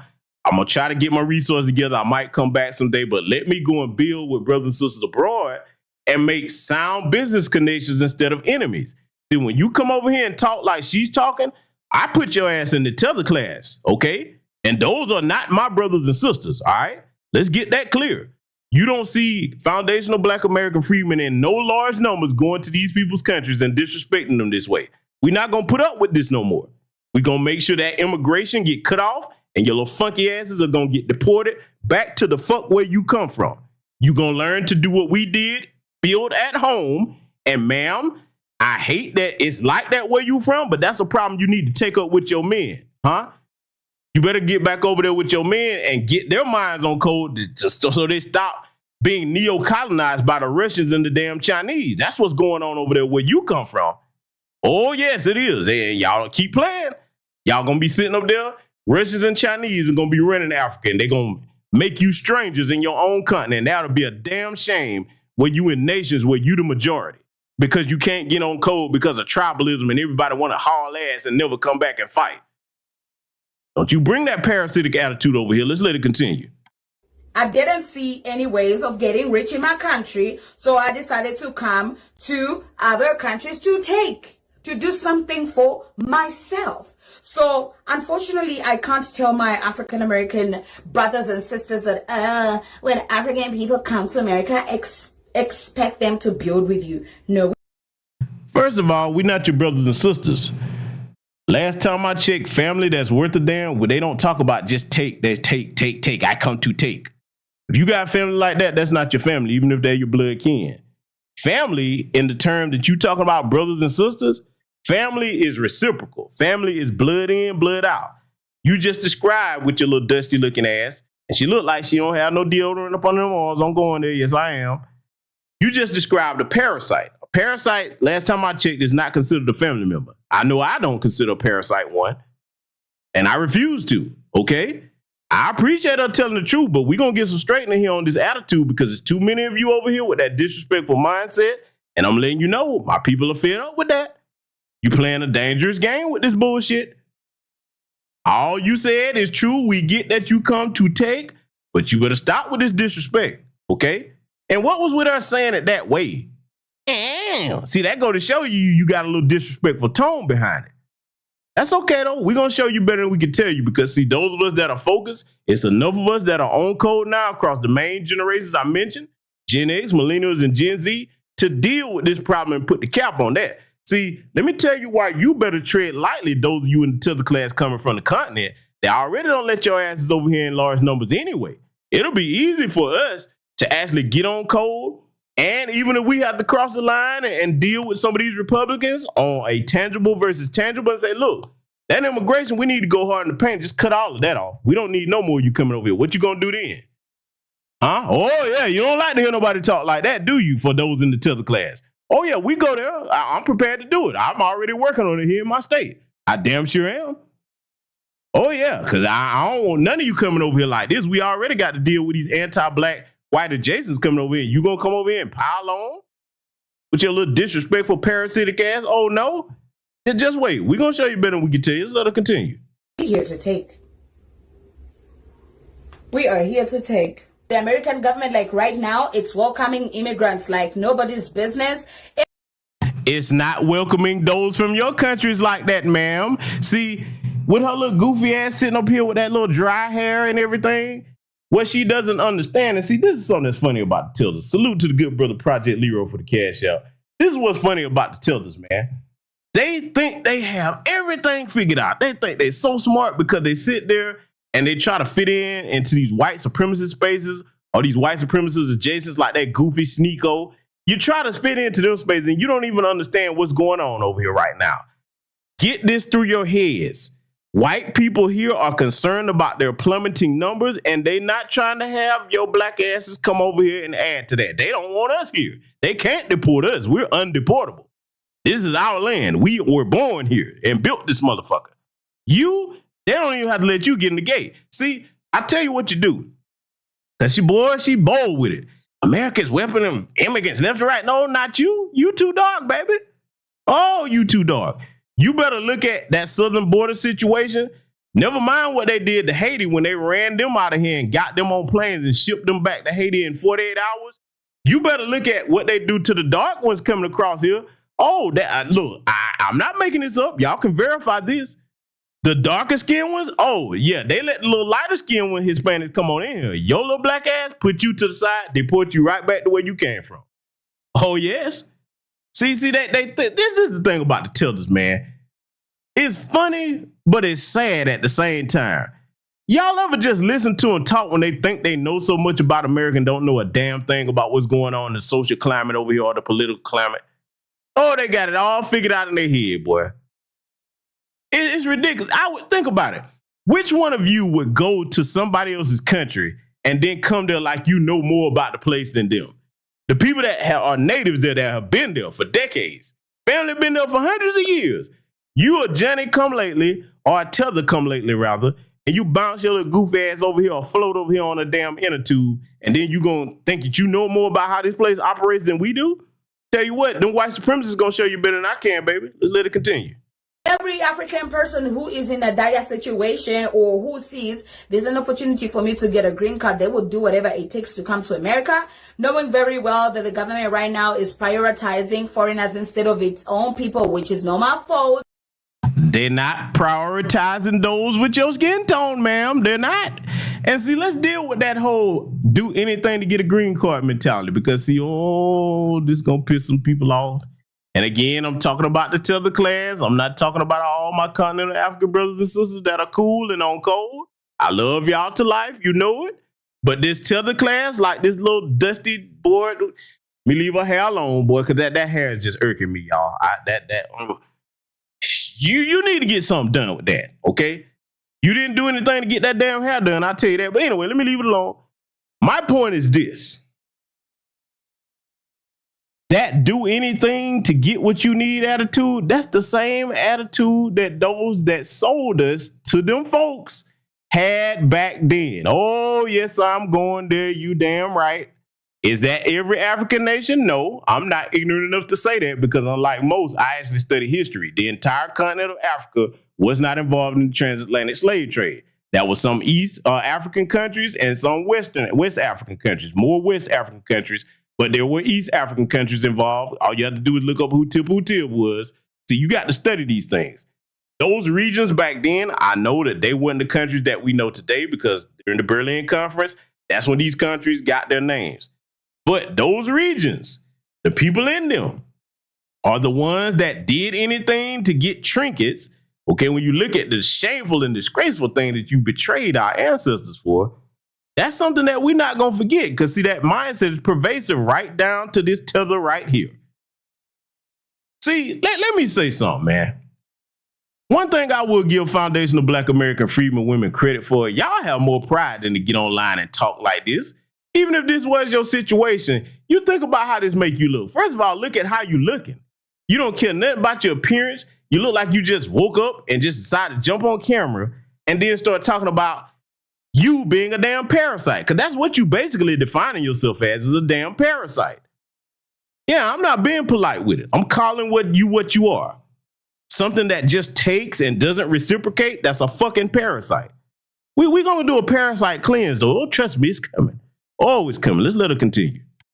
My own business is to come there and grab whatever I can. And if your government is supporting me to take as much as I can, who am I to refuse? Who doesn't want to live in America? So don't be surprised when you see these African men or African women get with older men or older women just to get the green card. That is what we do, because we are in a dire situation in our countries. So we are running away to come to your country so we can have a better life, because Oh, let's deal with this, what she just said. Okay. See, Let me ask those of you in the tether class something, because see, a lot of you have this mindset where you think you're going to be disrespectful over here and there's not a consequence. Do you think my people are going to forget that for those of you that come over here with this type of mentality? You really think it ain't going to be no consequence for that, huh? You better think back what happened when you were over there in China. Oh, yeah, we going there. When you was over there in China during the start of the pandemic and they started trying to blame that beer bug on you. You know what the beer bug is, okay? Be between the lines. When they started trying to blame you as the cause of the beer bug, y'all was getting kicked out of the streets. Even if you paid for where you was staying at, they was getting y'all asses out there left, right, and center. Who was you calling out for? When the Ukraine started treating you the same way, yeah, I was calling out for Foundation of Black Americans. And this is documented history. I ain't exaggerating or being hyperbolic. That's who you was calling for. See, this is why we say hold your own nuts when it comes to this, because we get this. It's too many. She's not just one. Does she represent all continental Africans? No, but she represents too damn many that are over here thinking like that. Johnny come lately is at that. I'm not talking about the brothers and sisters that came over here the right way, that are respectful. Got plenty of friends in Caribbean and continental African spaces that I don't have no bitter issue or problem with. But when you start talking like this, oh no, I got a problem with you. I don't like parasites leeching off my people. And they ain't gonna be disrespectful about it, okay? An old dog ain't gonna forget who kicked them, okay? And we about tired of being kicked. Especially when our ancestors and elders fought so hard for you to have the right to bring your little funky, grungy, musky looking ass over here. Huh? And see, this whole, you get with older, basically you talking about getting with older white men and white women, because I've seen it with my own eyes. That's what you do. Let me tell you something about that. You are going to get a lot more than you bargained for, because a lot of them, you better look up what a gift giver and a bug chaser is. See, they ain't familiar with that term. A lot of you, if you're on my Patreon, you know what a gift giver and a bug chaser is. You know what that is. A lot of you going to get a lot more than a green card. You might get the green card, but you might not be healthy enough to enjoy it if you catch my drift. That whole mentality where you just do anything and everything and backstab people to get what you want, you really think we're going to allow that to be over here in our mix? We cleaning that up. See, this is why we delineate. And believe it or not, the irony of it, you all taught us to delineate.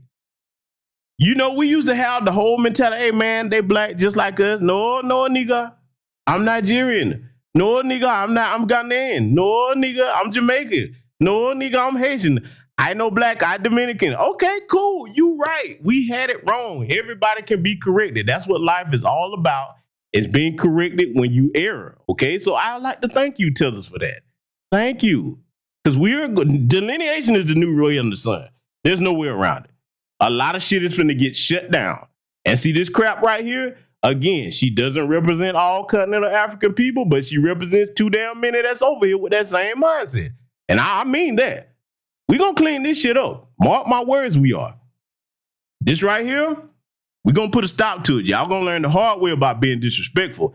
Maybe once we deport most of your asses up out of here, you can come back to the table and start dealing with the main thing that's required to build, which is respect. If you're not going to do that, cool. We'll make sure that you stay in your country or wherever else you're going to go. But we're going to cut that off about all of you flirting over here. Let's let it continue.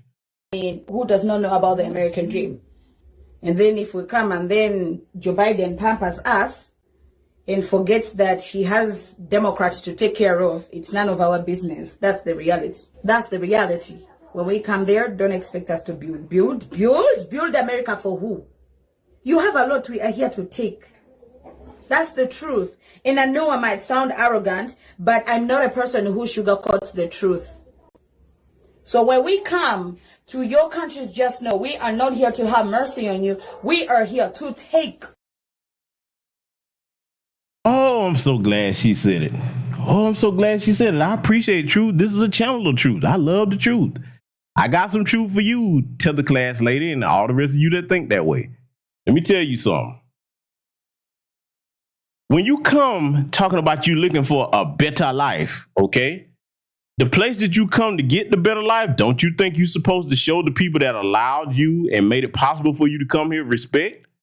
Because see, a lot of y'all are really twisted about just not too distant history. White people didn't want other groups of you coming over here like that. We had to fight for that. Some of them really do think that white people want them over here like that. Listen to how she's talking. She's actually in her delusional mind thinking that Joe Biden want people as dark as her over here because see, she's clueless. She don't even understand what it would be like if you did get your ass over here. You really don't. You ain't able to keep up. It's a whole other ball game when you're in the Western world. See, you used to being over where you can con your way through everything. And see, that's another thing. Those like her, those are the main ones that stay trying to run scams. But see, they often get caught up because over there, they can run little scams like that amongst their people. Over here, you black in America, whether you think you are or not. They're going to classify you as black and they're going to teach you what being black in America means. And then when they get you, don't come running to us. You Christian opium sellers, you get with your Courtney Clintons, you had all this Akata talk online. Then when she practiced her damn sewing skills on your ass and turned you into a pincushion, now your family looking crazy, talking about where's the black Americans. No, we Akatas. Akatas don't know how to help nobody, okay? That's where we at with it. You gonna hold your own nuts with this damn disrespect. That shit is gonna stop amongst my people. Or we gonna get it straight over here tonight. I'm just letting you know, you gonna get a rude awakening sooner than you think. Sooner than you think, because some of us are not for any immigration in this country. And I'm one of them. I tell you that open. I am not for any type of immigration, legal or illegal. I want all that shit stopped. I'm going to take it one step further. Some people are, I can't believe he said it. Yes, I am. I want that goddamn 14th Amendment changed. That whole birthright citizenship, nope. If it was up to me, that shit would be retroactive. All that little pooping babies out over here, now they citizen, no. You and that ankle baby is getting the fuck up out of here. I'm a hardliner when it comes to that. I don't care about that. All that disrespect got to have a consequence. And don't worry, we can get there too. Oh, we can get there. We're going to have to deal with some people that we can't trust, but if we do it the right way, as far as policy is concerned on this immigration, we can get this taken care of because see, white America, I know your nose that you over here listening. Let me talk to you for a minute. You better start to recognize that all this illegal immigration coming over here is not going to hurt black people and just us alone. It's going to hurt you too. How you going to get them little struggle numbers up if everybody keep coming over here, start tanning that bloodline? Huh? How you going to be secure in your neighborhoods when most of them that come over here, see, this is what they don't want to talk about. Most of these illegal aliens that come over here, you know what they fantasize about in their countries before they get up here? Getting up on a white woman. Oh, yes, we done already seen the crimes they done committed where they start sexually assaulting all these white women. Oh, yeah. Oh, yeah. That's the number one thing they fantasize about, okay? And then, as far as their women coming up here, you see what they done turned New York into. They done turned New York into Amsterdam. Selling bad-built box up and down the goddamn avenues. Boy, y'all, and some of you, and look, you little thirsty, dusty simps, okay? You gonna get some shit that they can't even classify. Go out there dealing with them damn little taco prostitutes, them little twinches, if you want to, taco wenches. Keep dealing with them. They're gonna put some extra sauce on your goddamn taco. You're gonna have some shit you can't get rid of. Your shit gonna glow in the dark. And maybe that's good for y'all. That take you out the mix. If you that damn weak, you start dealing with them. I'm just calling it like it is. But see, we ain't done, family. Oh, we got a lot more to deal with. Oh yeah, we finna keep it rolling here tonight. We got a lot more to cover. We're finna get into this specific matter right here. Oh, yes, we are. I want to show you something. For the Biden sexuals, we're going to take it back to politics, okay, for a second. For the Biden sexuals, you went and voted blue no matter who because you said you got to get Trump out. Well, I'm going to play some, and I'm not going to give any commentary during it because I want you to see what you contributed to when you did that. Because it's clear that Black America didn't get any tangibles for you running out to vote for Jim Crow Joe Biden. I want you to see just exactly how big of a fool you made out yourself. I'm going to let this play, and I want y'all to take notes on this.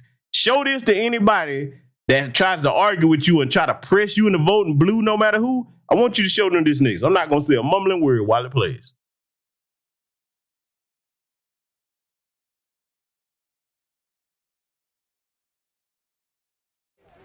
So I'm standing outside the United Nations office in Tapachula, Mexico, which is the farthest south Mexican city right on the Guatemalan border. And this is a crossroads for international immigration.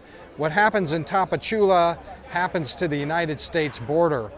One of the things that is happening here and all along the migrant trail that led here and beyond, all the way up to the border, is that the United Nations is handing out cash and debit cards and rental assistance and movement assistance to immigrants to help sustain them on their road to El Norte.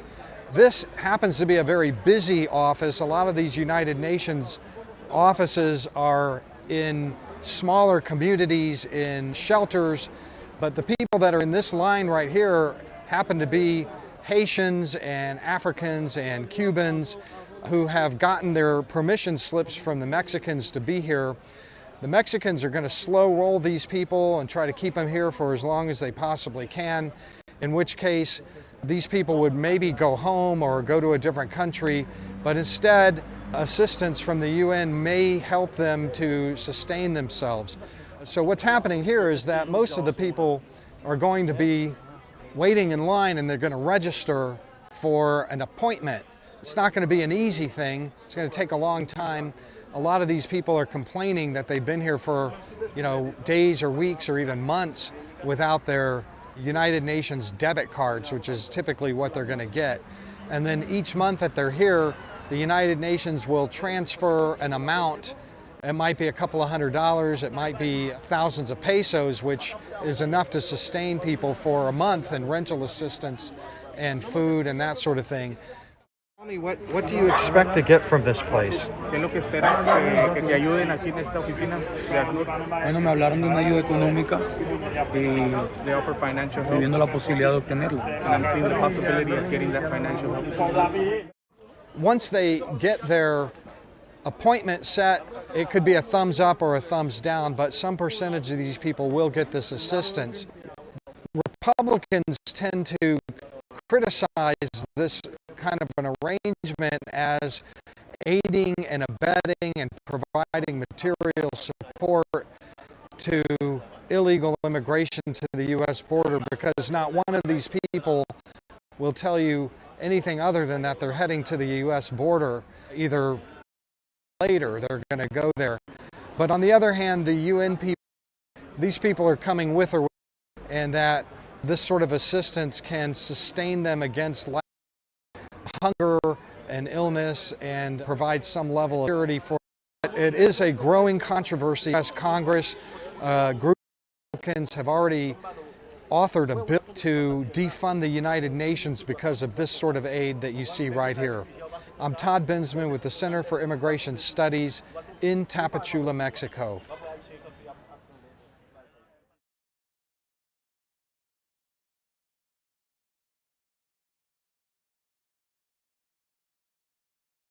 Reparations from... All right, so you saw it, family. Oh, you saw it. You saw it. You saw it. Oh, the United Nations has got open arm and helping hands out to help all these illegal bastards come over here and flood our country. Family, let me ask a question, because, I'm not the type of man that thinks I know everything. I don't think I have it all figured out. I want to ask a question because maybe I slept through it. Maybe I missed it. I want you to inform me if this happened and I missed this, okay? When's the last time the UN decided to give Black America anything to help us with our situation over here? Did they ever do that? I'm talking about exactly what they just gave all these illegal aliens that you saw right there. Have they ever done that? Because now I don't remember this happening. Maybe I missed it. I want somebody in the chat room to let me know. Have we ever gotten assistance from the UN with all types of monetary assistance? I mean, have any of you ever heard of a program like that for Black Americans? I'll wait, because I want to know if I missed something, okay? I want to know if I missed something. Because, see, let me tell you something. You better understand that the Biden administration that's in office right now, there's a lot of people getting money off the back end with this. I've shown y'all how to follow the money on Patreon, and many times I've shown you there's a lot of people getting legal and illegal money off of this whole flood of illegal aliens coming up here. This is why I say Biden needs to be brought up on charges of treason, him and his entire administration. This is why I'm glad they put the charges on Trump and they got them felony convictions. Biden, when you get out, it's your turn next, buddy. Oh, yes, I'm glad we set that precedent now. We charging presidents, former presidents with crimes, okay? Yeah, we need to get your old ass. And look, let me tell you right now, you think Trump ain't going to try to do that with all the stuff he got on him and his little cokehead son? Oh, I'm going to enjoy that. I am going to enjoy that. You better believe. Listen, I'm going to have to tighten up on my workout schedule because I will have plenty of snacks kicking back watching that go down. Lock his old senile ass up because he's done too much damage to this country, okay? And see, speaking of damage to the country, for those that were like, well, you just got on the African women. Oh, did you think I was going to leave this bitch out? Yeah, I said it. Oh, yeah, I said it. Did you think I was going to leave this taco wench or this twinch out? Because that's what she is. She's a twinch, a taco wench, all right? Oh, no, I'm about to dash some horchata in her face. Oh, yes, I am. This is what Jim Crow Joe has brought over here, and this is what you Biden say so voting for. Let's play it, shall we? Slavery and black victimization is about to be shoved down our throats for the most wretched holiday in America. BLM raised millions, but what did they do for black lives? It is outrageous to see people asking for reparations, even though they never went through slavery. Did you hear this little taco wench? Bitch, you had the nerve and the audacity to call Juneteenth a ratchet holiday?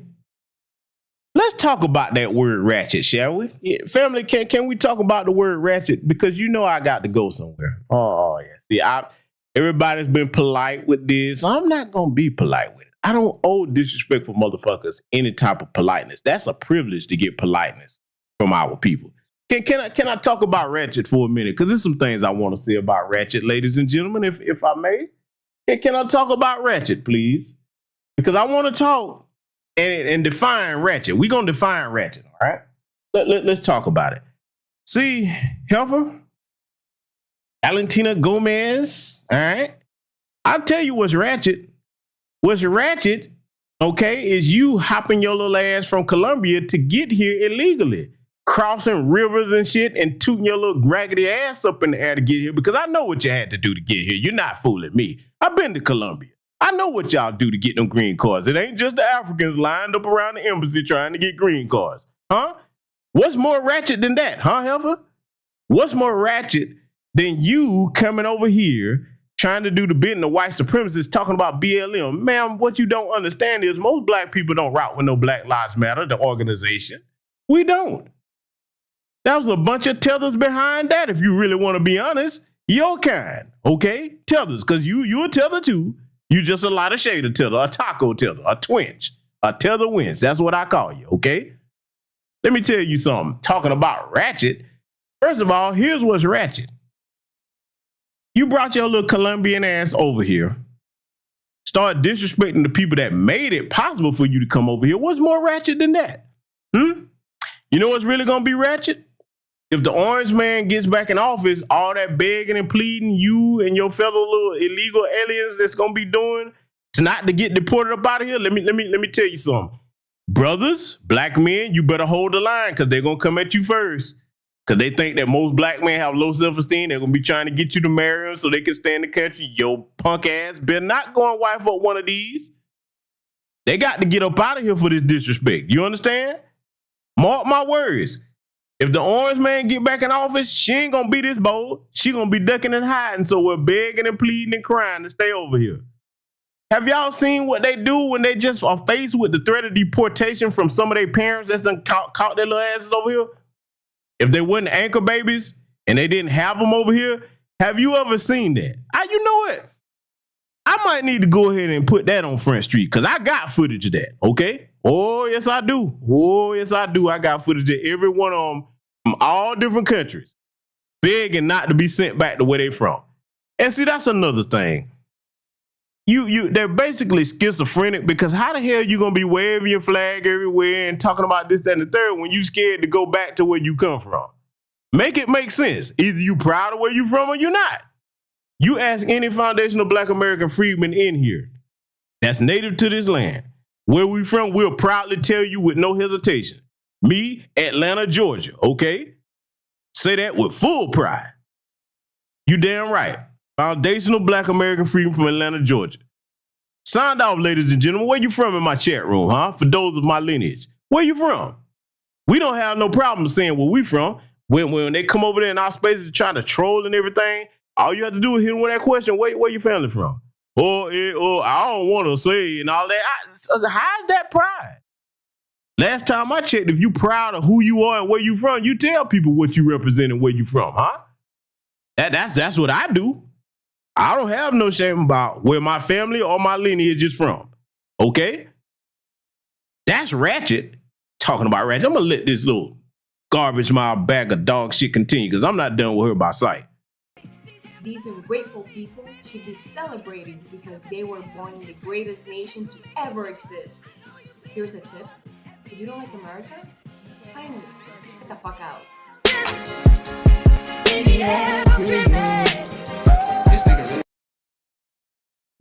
You know what's ridiculous about that, Valentina Gomez? You gonna use a foundational Black American beat trying to be cute and flippant and tell us to get the fuck out? Bitch, let you understand something. Everybody else is coming over here that's in that Tilda class. Bitch, we can't be deported. You gonna leave before we leave.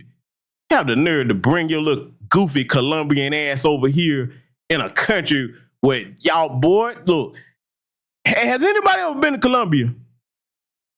Let me tell you something. When it come to crime, they better not say nothing about nobody. How many people know what scopolamine is, okay? The street name for it is dragon's breath. But a lot of these little goofy Negroes is, they black women, this black woman that you ran your ass to Colombia. Okay, you go down there. They gonna scope your ass, huh? Go down there. Someone done learned the hard way already. Let me talk to this helpful. Y'all gonna leave before we leave. I promise you that. We don't have to jump up and flee nowhere, nor do we have the mindset to do that. I'm all for travel. That's the best education you're gonna get. But my people, we come back home. We come back home. You talking about ratchet? I tell you what's ratchet. Ratchet is being so ashamed of where you from that you don't never want to go back there. And then you don't even want to tell people where you from. That's ratchet. I tell you what else is ratchet too. Ratchet is coming over here and putting white on your paperwork and your identification when you know you don't have a drop of Caucasian blood in your ass. That's ratchet, motherfucker. We know who we are.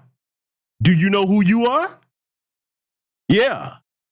Them the so-called brown people that they want us to align with. Man, if you don't get the fuck out of there, talking about get up out of our country. No, you get the fuck out. Don't worry though. If I have my way,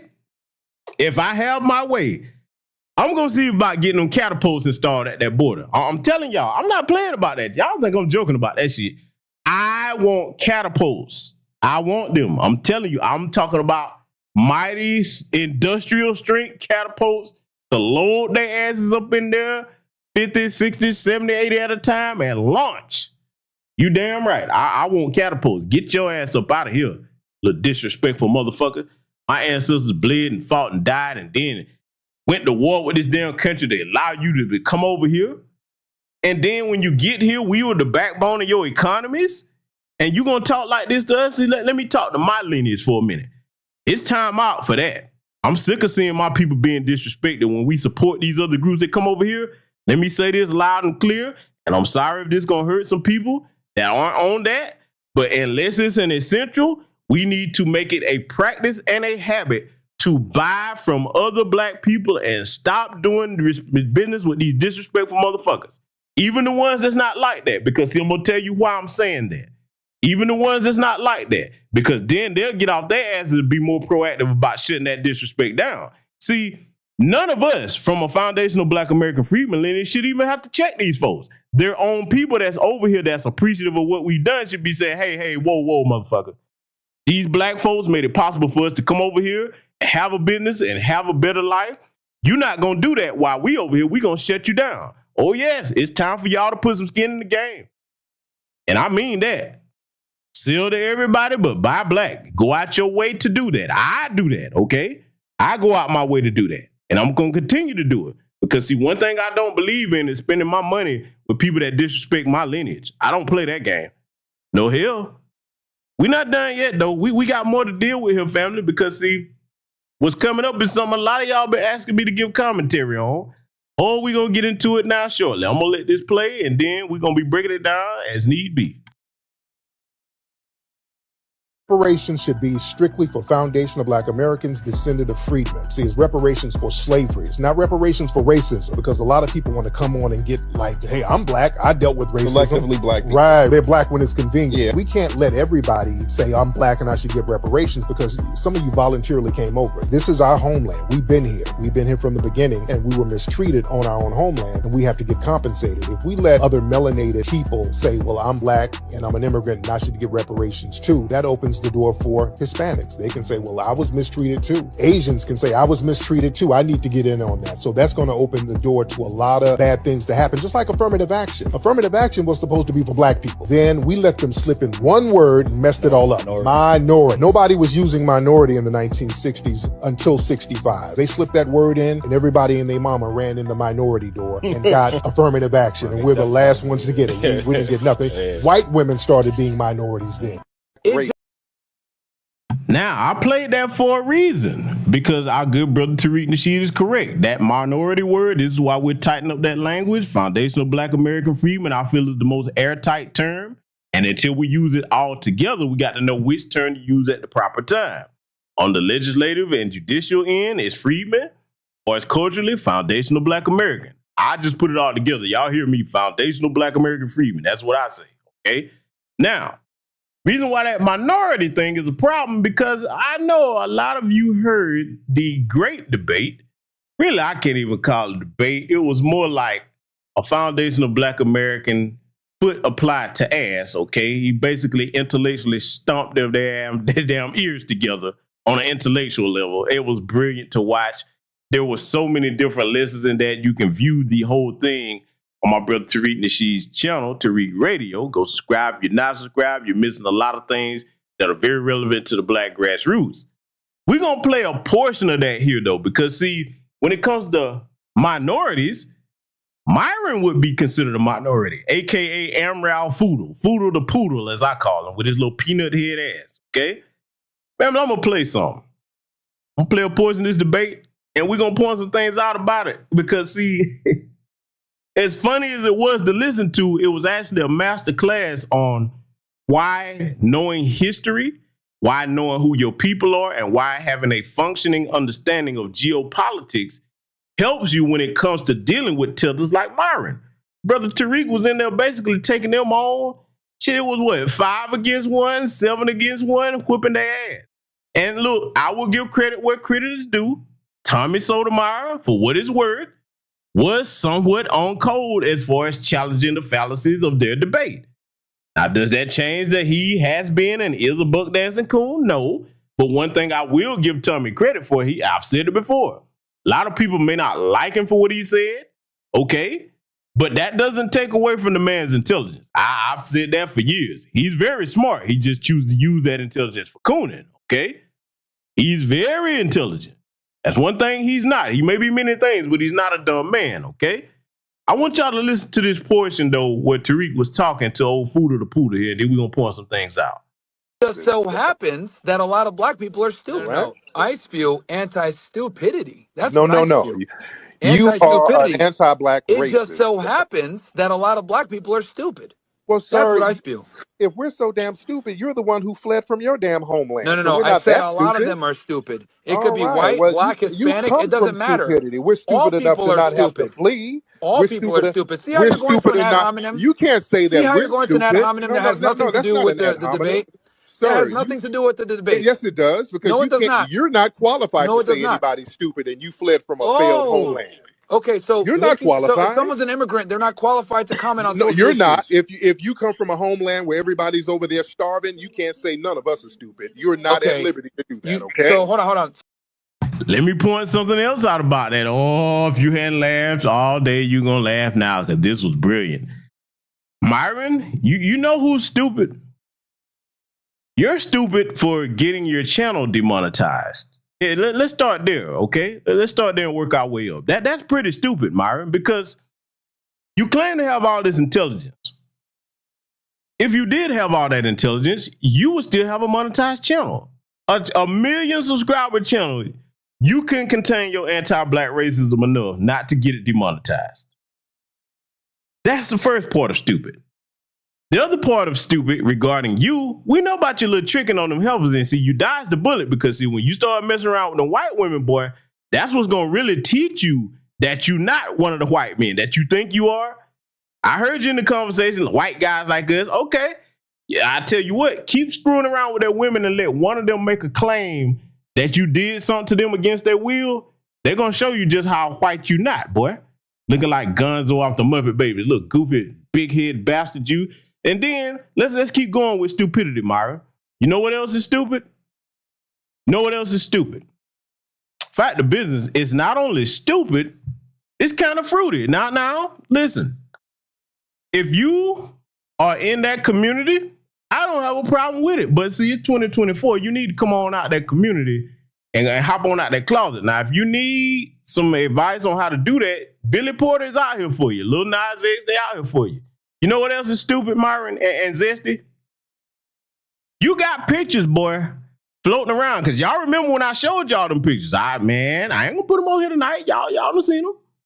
You got pictures of you laying in bed with white men with their head on your chest. Now, family, let me talk to you for a minute. Let me talk to you. Let me tell you something about me. When I was a child coming up in the 90s, one of the main things that we used to do in my neighborhood was get up on the weekends early in the morning, and we would play basketball in the neighborhood, whoever had a goal from sun up damn near to sundown. I was the individual that during that time in the NBA, when the NBA was worth watching, it was actually some real sport involved in that. I digress though. I was the person when they started a little trend where they were patting people on the ass, I would actually break your jaw for that shit. Huh? I would hurt you about that. I'll like, hey man, don't do that with me, bro. Don't put your hands nowhere near my ass and you another dude. Now I said that to say this. If I was that way with that, you know damn well I ain't finna be laying in no bed with no other man with their head on my chest. Did y'all see that shit? That's some shit couples do, Myron. So if you so intelligent and you're not a part of that community, what do you think people would think when they see that? Because I'm just saying at first glance, because he claimed he's straight. I don't know about that though. And look, that's his business. If you swing for the other side of the fence, that's your business. I just think you need to come on out. You'll be a lot more comfortable if you just admit what you're really into. Because anybody that enamored with white men, because y'all hear him when he get to talking about black people, he be about to explode, boy. Veins be popping out his head, boy. You doing a lot of work. People don't do things for nothing, okay? People, there's reasons behind the things that people do. You going extra hard in the paint. I mean, I don't know if you got a hidden alabaster brand fiance somewhere. I mean, because he put you to work, didn't he? Yeah, well, y'all thought Calvin from there Django was going at it, boy. Shit, this is Calvin's son here. Yeah. So I mean, I'm just saying, Myron, you got a lot of denigrating things to say about our people, but the last time I checked, most heterosexual foundational black American men, we don't play like that, okay? We don't play games like that at all. So again, I say, just like I've said about other tellers, you really not qualified to sit at the table with grown men. And Tariq Nasheed showed you that in that space where he handled, I think, at least 7 of you. Had to be at least 7 with all that goofy trolling. And then look how sensitive he got talking about an ad hominem. Sir, you started the ad hominem the minute that you started calling out Lenny stupid. And like Tariq said, stupid is somebody that couldn't figure out how to make it in their homeland, but you had to flee over here, and then you ain't going back, okay? Now, he claims he was born over here, but I'm going to tell you something. In a way, that's even worse. You know why? Because that's a reflection on your stupid parents. Since we going to call people stupid, we're going to give you a dose of that. Why weren't your parents intelligent enough to have you over there and then you become a success over there? See, if you did all of that, then you would almost have a leg to stand on talking to foundational black Americans. But you didn't. You're a little punk-ass anchor baby. You ain't even really one of us. You're not supposed to be over here. See, this is why I take issue with the term black American by itself. You're not one of us. You're a parasite, just like that little dusty-haired heifer that was up there talking before, talking about she can't do take. That's what you are. And people got to stop beating around the bush, letting them know that they're parasites. Look at this clown, man. Anyway, I'm going to get back to it. I want y'all to take notes on what Brother Tariq is about to tell him. So let me just get this straight. Are Let's you get it telling straight. me? Are you telling me that Yeah. if you're an immigrant, you cannot comment From on the other Sudan, situations? yeah. If you're from you're from the Sudan, you can't say shit about a foundational Black American. Nothing at Interesting. all. Interesting. Nothing. Let Yeah. me. Okay. Nothing. With You can't Tariq, say so nothing about us. let's use your Not logic one then. word. Let's You use come your from a logic. failed homeland where people are starving. You can't say shit about us. Yes, Cool. that's Then how let's that works. use. Now here's my criteria, and I've said it before, and I'm gonna say it again and make it ironclad. When it comes to you tether class males having to speak in the same space where we are, if you're not coming to the table talking about what you built back home, if you're not coming to the table actually talking about confronting racism and white supremacy, you can't sit at the table with the grown folks, man. And I mean it when I say that. I don't view them on the same level of manhood as you're a male, but you're not a man. How are you gonna look? The reason why that little tether winch was up there talking crazy, talking about she come to take it, is because it goes back to what I said earlier. Your men are not building nothing for you at home in an economy where you don't have to hop up and run to other people's country like a damn parasite. See, Myron, that should be an embarrassment upon you and the tether class male. Your women got to take off and haul ass on inner tubes and rafts and tooting their ass up in the air and blowing on Zaddy, the little pink earthworm, to get a green card to come over here. Don't that make you feel some type of way as a man? I know it would if look, Foundational Black American Freedmen, we're not even the majority of the population over here. We make opportunities for our people. So if we can do it without being the majority, you damn sure can do it in the countries where you're the majority. But I forgot what's stopping you from doing that. It's tribalism. Yeah, instead of holding on to it. Now, let's be clear. Nobody should be ashamed of who they are and where they're from because, see, watch the irony of this. They're ashamed of where they're from when they come over here, but when they over there on the continent, oh, boy, they can't wait to let everybody know what tribe, clan, or whatever they from. There's one problem with that. If you acknowledging who you are and where your people from and stop you from working together when you all on the same continent, even though you are different ethnic groups of Africans, you got a big problem. And then you hop your ass over here and start talking about how stupid we are, really? What's more unintelligent? A group of people with the majority that could be in control of their economic resources, okay, that refuse to get on code enough to do it, and then you sitting here playing footsie with damn near putting white presidents in some of your countries. South Africa, I'm looking at you. You keep playing around over there with that damn DA party if you want to. You're going to have another white man as the president of that country, and it's going to be under white rule from then on. You're going to be done. Oh, yeah, I see what's going on over there. I pay attention to all of it. But that's not my issue and problem. I wish my South African brothers and sisters well, but you better look. You better stop bullshitting and get behind the EFF. I get it. It's problems over there. Julius done did and said some things that I can understand why you not, happy about that. But you know what you do? Get registered to vote, join the party, sit down with Brother Julius and be like, look, man, the people don't want that. We want this. Whatever you choose to do, though, you keep playing footsie with that DA party over there. Your ass going to be on the neo-apartheid. It's going to be a wrap because I promise you, that country go back under white rule over there, you're done.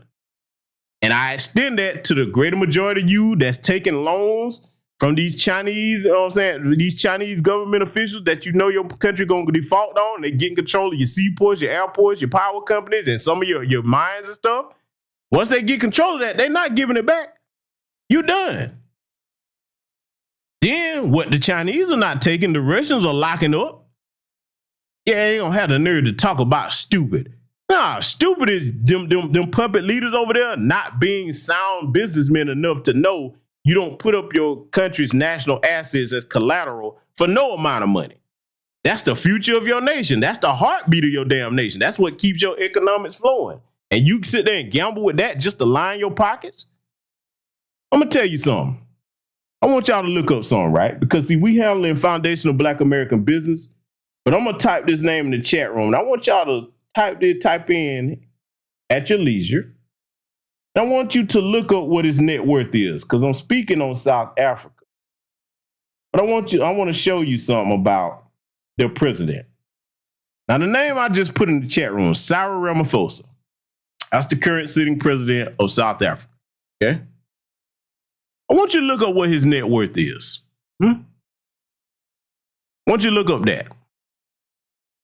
Then ask yourself this question. Where do you think he amassed all that money from? See, that right there should show you, just like over here when people go into the Congress, you know what I'm saying, these different positions, and they get in there, they come in dirt poor, but then by the time they in there 2 or 3 years, they multimillionaires. Cyril has had years to amass that wealth. I'm not going to say what his net worth is. You just look that up for yourself. If you're a South African brother or sister over here, you got work to do. It's your business. You do what you want.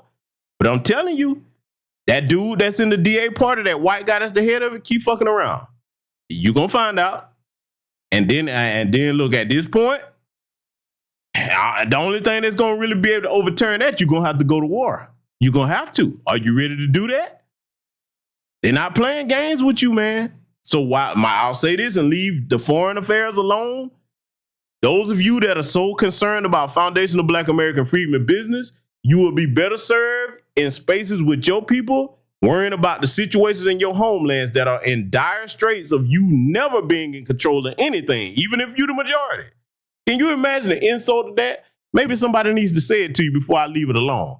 Think about being the majority in a nation, and then you don't ever be in a position of rulership or in control of none of the resources.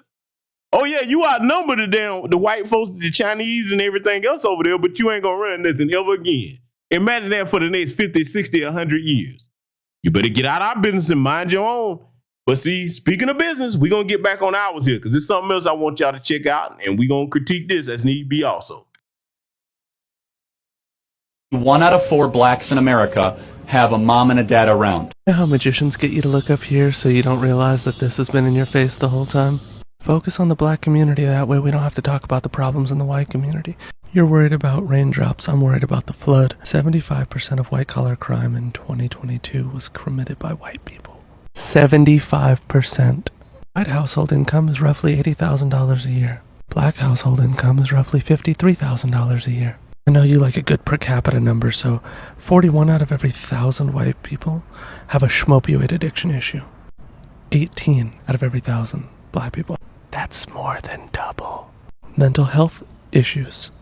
22 out of every 100 white. 17 out of every 100 black. This one's a doozy, hold on. The self-unaliving rate is 15.7 per 100,000 white, or 7.5 per 100,000 black. Double and then some white people.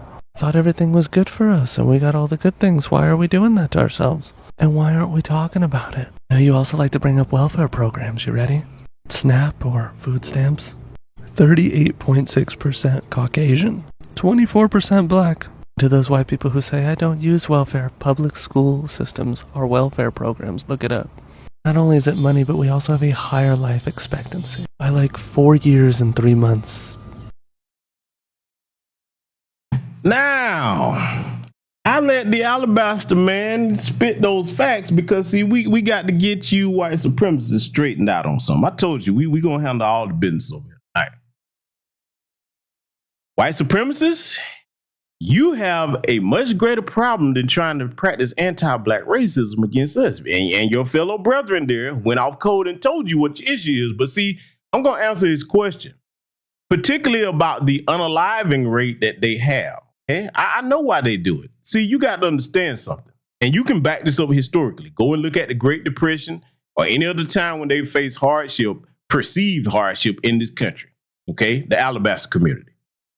The reason why that rate is so high and the reason why they have this opioid addiction, or crisis that they have going on, the reason why is when you're at the top of the food chain so long that you're not appreciative of being at the top of the food chain, you start to become weak, meaning that anything that doesn't go your way, the slightest inconvenience, you break down and cry about it. And oh, trust me when I tell you, I'm going to show you a great example of that. Because, see, as our honorable ancestor, the great Malcolm X said, oh, the chickens have come home to roost. Oh, we going to deal with that here. I'm going to tell you something. Get your thimbles out And get ready to catch some white tears because later on, you're going to enjoy what I have to show you here before we get out of here tonight. Oh, yes. Use it as wine seasoning and water your plants with it or whatever you're going to do. You get ready to catch some white tears because we're going to have to examine something. And yes, my good brother, Project Leroy, he's sitting on $450 million. That's South Africa's president, Cyril Ramaphosa, with his little milk dud head looking ass, selling out generations of South Africans left and right. $450 million. Look. He can ball with some of the rappers over here and the NBA players. Do you know that there are some Hollywood movie stars that ain't sitting on $450 million net worth? Huh? You know where he got it from? Not that I'm pocket watching, but I'm saying this to make a point. The reason why he got that money, that's from all of those different hands in the cookie jar, okay? Over here, some in our nation that's paying him puppet bribe money. See, if you a selfish little bootlick and you amass and sit on a lot of that, you can get you a good $450 million in the African nation. Huh? Yeah. You know what I'm saying? Hey, you pocket most of the money and most of the people don't see none of that. And right now, you go and look at the unemployment over there in South Africa. But again, that's their problem. I hope they work it out. I'll say it one last time and leave it alone. Fuck around and let that white man that's running that DA party over there become your next president. You're done. I promise you done for the next 50, 60 years. Everybody talking about, we got to go to the continent. Okay. Yeah, you run your ass on over there too. You're going to be subject to their policies and everything that they got going on in them governments too. Oh, yeah? But anyway, we're going to leave that alone. Well, we got to analyze something else here. And like I said, hold on to your horses for this because we're going to have to get this straight also. No, yeah, so basically I feel like the Mexican people were underrepresented there last night. I feel it. I can see that. I can see that too, man. But and a lot of people are telling me that I sound like bitter or something. Like, I'm not a rapper, fool. I'm not tripping about not being on stage. I'm saying, like, Jeezy performed, I think, last night. Yeah. Did he? That would have been nice if he would have been on stage. If he would have. Now, maybe the young legend had something to do, so he dipped. Right. Because all the artists that did perform were up there. Facts. I respect it. Who was up there? I can't keep counting. There was a lot of people that went, but I think Jeezy was the only person that didn't pop out? Or were you going to say he's the only Mexican that performed? Both. Did he perform? Was he supposed to perform? He did perform, yeah. He did perform? And I didn't see him perform because I caught it late. I saw the clip. I saw I didn't even see that clip. What the picture of someone posting that he performed. Do you think it had something to do with it being Juneteenth? I don't understand. I thought Juneteenth was like on the 16th or something like that. It's on June 19th. It was Juneteenth yesterday. Yeah, it was Juneteenth. Facts. Now, let me go ahead and chime in. A lot of y'all asked me what my take was on this. Oh, you about to get it. See, I'm going to say it again. I'm not the polite guy, okay? You disrespect my lineage and my people. I don't owe you any politeness. What I am supposed to do is stand up like the chief protector and provider of my lineage and put some straightening down. We're going to put that straightening down with some hot iron and true grease tonight. Let me tell you, little taco teller, something. Anytime foundational Black American freemen get ready to do something, your punk asses are not to be included. There is no black and brown. Get that through your damn head. A lot of you practice anti-black racism. Then you have the nerve and the audacity to think that we supposed to include you in our stuff. Like, hey, there was no Mexicans there. And see, this is what to my brothers and sisters on the West Coast and in some parts of New York to handle this shit. I get the problem with it. A lot of Negroes in these areas have Latino baby mamas and all this other stuff or baby daddies. Hey, listen, that's y'all personal problem. We're in a war for our culture. These bastards have declared war on us. They lying about the creations of things. And then they're in seats of power over there in California, like the Nuri Martinez, and they doing policies to undermine you. Let alone when it comes to us getting a cultural celebration together. Let me say this in no uncertain terms. Whether it was Juneteenth or not, if we didn't want to have your little punk asses up there, you ain't gonna be up there. You don't see no black people saying, hey, the Hispanics didn't have any black people at their concert. If you get together for Cinco de Mayo or whatsoever, and by the way, you owe that holiday to a black person that freed your little funky asses down there because Mexico was once a slave colony. It turned over Vicente Guerrero, the black president down there. Oh, see, I could get into that history and read your rights. But see, we're going to stick to present day. Bottom line is this. I'm telling all of y'all right now, salute to my good brother Tariq Nasheed for microphone checks and the record straight on hip hop. But see, we've been have to tighten up across the board. When we see this kind of disrespect, we're going to have to start delegitimizing and not giving any of their people any respect. That's what it's going to take. Hear me out, because it's time to do this. If you going to talk like this, fuck Fat Joe, fuck all of them that's supposed to be in our culture trying to do this, you don't get no props or no support from none of us. We don't even consider what you're doing a part of that. We stripping you of your credentials, and we have the authority to do that. Do you understand? See, you get respect by setting a consequence when people disrespect you. Bastard gonna sit up here having the nerve to talk about who wasn't included. And I want you to listen to this. This is the most disrespectful part. You trying to be a part of something, and you don't even understand what the meaning of it is. I want y'all to listen to this now. I want y'all to listen. I respect it. Do you think that has something to do with it? Has something to do with what? The fact that they threw the show that day? Or that there was no Mexicans on stage? There you go. Do you think it was supposed to be like... First of all, let me start off by saying congratulations to Kendrick Lamar and all of the wonderful individuals that performed last night. Yes. I want you to make sure you understand that that's passive-aggressive disrespect. He not congratulating nobody there. That's another thing we got to make sure our young people are trained to recognize.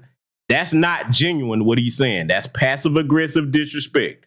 Okay? If you don't believe me, what do I tell y'all to always do? Look at his face, especially why I got it paused here. And when I started back up, I want you to look at his face, look at his body language, listen to his tone. You think he was sincere when he said that? No, he was not. Okay? I'm going to say it again. All of you with this disrespect, no matter what lineage you are outside of ours, we finna check all of this shit. You finna be in for a rude awakening. I'm talking about economically, politically, across the board. There's going to be some consequences for this. You're not going to keep doing this and then we just sit there and accept it. And see, for anybody that's talking that black and brown stuff or need to be peace, no. Don't you come talking to me or any of my lineage about it. You better go talk to them and get their mind right.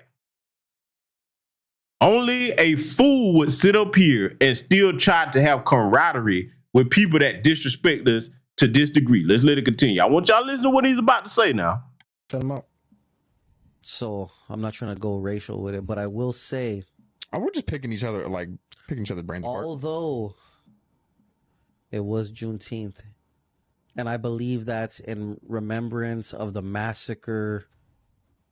I don't want to be wrong, but is it in Tulsa or in Selma? I don't even know. Or a place over there? I could be wrong, and I hate to be wrong, but I know it's in remembrance of a massacre that took place, right? See, when he made this statement, whether he knew and was being obtuse or whether he didn't know, I'm going to be honest with you, family. I don't want these motherfuckers around me that don't know anything about my lineage and culture. To be honest with you, that's something that should be a prerequisite for you to earn the right to even be considered a part of anything we doing. And I'm gonna say this. Y'all think you mad about microphone check? Oh, you better not catch this broadcast. I've never considered them a part of hip hop culture. They're not really. Oh, we gonna get into that though. Oh, trust me, as soon as he finished, I'm gonna get into something here that's gonna make that 100%, 1000% clear. Okay? Oh, it is. Look, I don't consider Fat Joe no rapper. Look, I respect Big Pun. He was a great Hispanic lyricist. You're still not a part of hip hop. To be honest with you, we just need to go ahead and get blood quantum with it and be like, if you're not foundational Black American, just because you rhyming like us over a beat, that don't mean you're a part of hip hop. See, if you start taking that type of consequence measures, watch how they get their mind right. Huh? Because look, if you think what I'm saying is extreme, these other groups do the same thing. They don't let us into their stuff. Look at the Alabasters. Let's get back on them for a minute. Because these are Alabaster wannabes here. I guarantee you every last one of them sitting up here at this table identifies white. They got country music from us, the Alabaster folks. And then when Beyonce do a country album, they trying to tell her that what she's doing isn't country. The hell it ain't. How are the authentic creators of something you gonna tell them what they not a part of? But see, when we abandon our genres and let them pick it up and we don't chronicle our history, this is what they do. So I'm making the statement to let you know that, listen, man, I get it. I love all my brothers and sisters of my lineage, but we're going to have to tighten up on them. Sometimes everybody got to get it. We got to go back to the days of grade school when everybody got punished for what the stupid kid in the class did. Now, what often happened if you was in a class like that and everybody kept getting their recess cut, the classroom dealt with the stupid kid, didn't it? Because I know we did. We're like, hey, motherfucker, we missed one more recess, boy. You going to catch the business. Huh? That's what it's time to do today. All of them going to have to get it. I'm sorry. If you don't want it to be that way, y'all better tighten up on getting these little disrespectful motherfuckers in y'all lineages. We're not finna have that no more. Then come over here and provide opportunities for you to eat. And that includes the Nicki Minaj's, the Cardi B's, Fat Joe's, Busta Rhymes, all of them. Y'all done lost y'all damn mind, but we're going to put a stop to that in this year and going forward. Ain't going to be no more letting that disrespect slide. Let it continue. I like to say that the Mexican people have been persecuted in this wonderful land for a long, long, long time. You're Okay, see that last statement that he made, talking about the Mexican people been persecuting this land for a long, long time. Let me tell you where you really shot yourself in the foot with that statement, or your people did. Family, I've shown you many times where they fought historically to be classified as white and hadn't fought not to be classified as white since. You can't claim that you've been oppressed and then want to identify as the oppressor class. Look, your statement would have had some weight to it if there was no such thing as a white Hispanic. How you identifying as something that you don't have no genetic portion to you at all in your genetic lineage? There's nothing Caucasian about them people at all. When you identifying as them folks, don't you claim that you've been oppressed. You can't have it both ways. You can't be oppressed and then identify with the oppressor. This is why there's no black and nothing, because most of these other groups on their paperwork, what they identify as white. And not only that, they practice anti-black racism. But see, when it comes to this whole hip hop thing here, oh, my good brother, Lord Jamar got it straight. I want y'all to hear this. I'm not going to say nothing. I'm just going to play it because I agree with everything that he said. And see, this is the attitude that I want my people to have going forward, with straightening everything across the board with all this disrespect that we dealing with. I want y'all to listen to what the good brother Lord Jamar has to say about this whole hip hop issue. And we need to apply this to everything in our culture across the board, especially on the economic level. I'm going to let this play and I want y'all to soak this up. You know what I mean? I got niggas 2-3 years older than me talking about, you were not old enough to know what was going on. You weren't there. Shut the fuck up. Who cares? Who cares if I was there or not? Were you there when your mother and father fucked? Huh? How do you know that's your mother and father? How do you know that that's your mother and father? You going by their word? Because you wasn't there. I'll tell you how you know. You know how we determine parentage?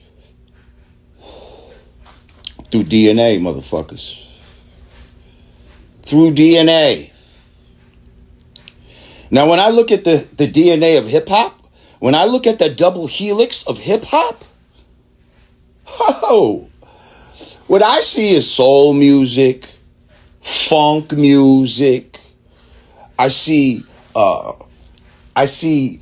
people that, parents that might have come up in the South, who moved to the North, specifically the New York City area, and whose children came up in that post-Civil War, not Civil Rights, not Civil War, that post-Civil Rights era with that Northern attitude, that attitude that was like, motherfucker, I wish I was around during slavery times. I wouldn't have let motherfuckers with me.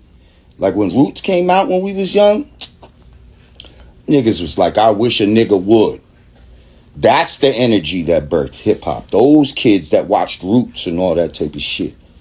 That's the energy that birthed hip-hop, bro. And that's the DNA you see all in hip hop. And so we hear it musically with the type of samples that we choose or chose to play at that time, with the break beats that we chose at the time. But we also hear it in the language, okay? We see the DNA of the 5% nation very much inside of hip hop, with terms like peace and cipher and God and son and you know what I mean? All kinds of shit. We see the DNA, but nowhere do you see the DNA of Puerto Rican culture. Puerto Rican culture. I'm not talking about Puerto Rican individuals. I'm talking about Puerto Rican culture. Jamaican culture. Those things did not influence hip hop, regardless of how official motherfuckers sound saying it. I'm sorry. I hate to hurt your heart that the thing that you adore and love is something that Black American youth created. I'm sorry. I'm sorry that hurts your heart for some reason. I don't know why it hurts you so much. But this is a fucking fact. No one said y'all wasn't there. No one said you wasn't there. Sure, you were there. But if I'm building a house and you watch me build a house, does that mean you built it too? No. When the doctor births a baby, is the doctor the father or the mother of the child because it was present at the time of birth? No. Like, it's fucking ridiculous. Like, only the people that were there during conception are the parents. Okay? So all of this shit about we were there, yeah, you were there. But there's a difference between a creator and a participator. Bam. Right there. Y'all been hearing me say that same phrase at the end there. There is a big difference between a creator and a participator. And that's exactly what we're going to have to stand on, letting them know that and putting it. And see, here's the other thing too. Along with that, putting that to bed, we're going to really have to go in and put the nail in the coffin on that black and brown crap. It's going to have to get to the point that anybody trying to say that, whether they of our lineage or on their side saying it, that's going to have to be considered a racial slur. There ain't no black and brown. No, it's not.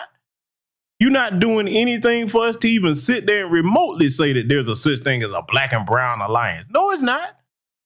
Because we don't see it where it counts. We see the disrespect, though. Oh, that's quite vocal.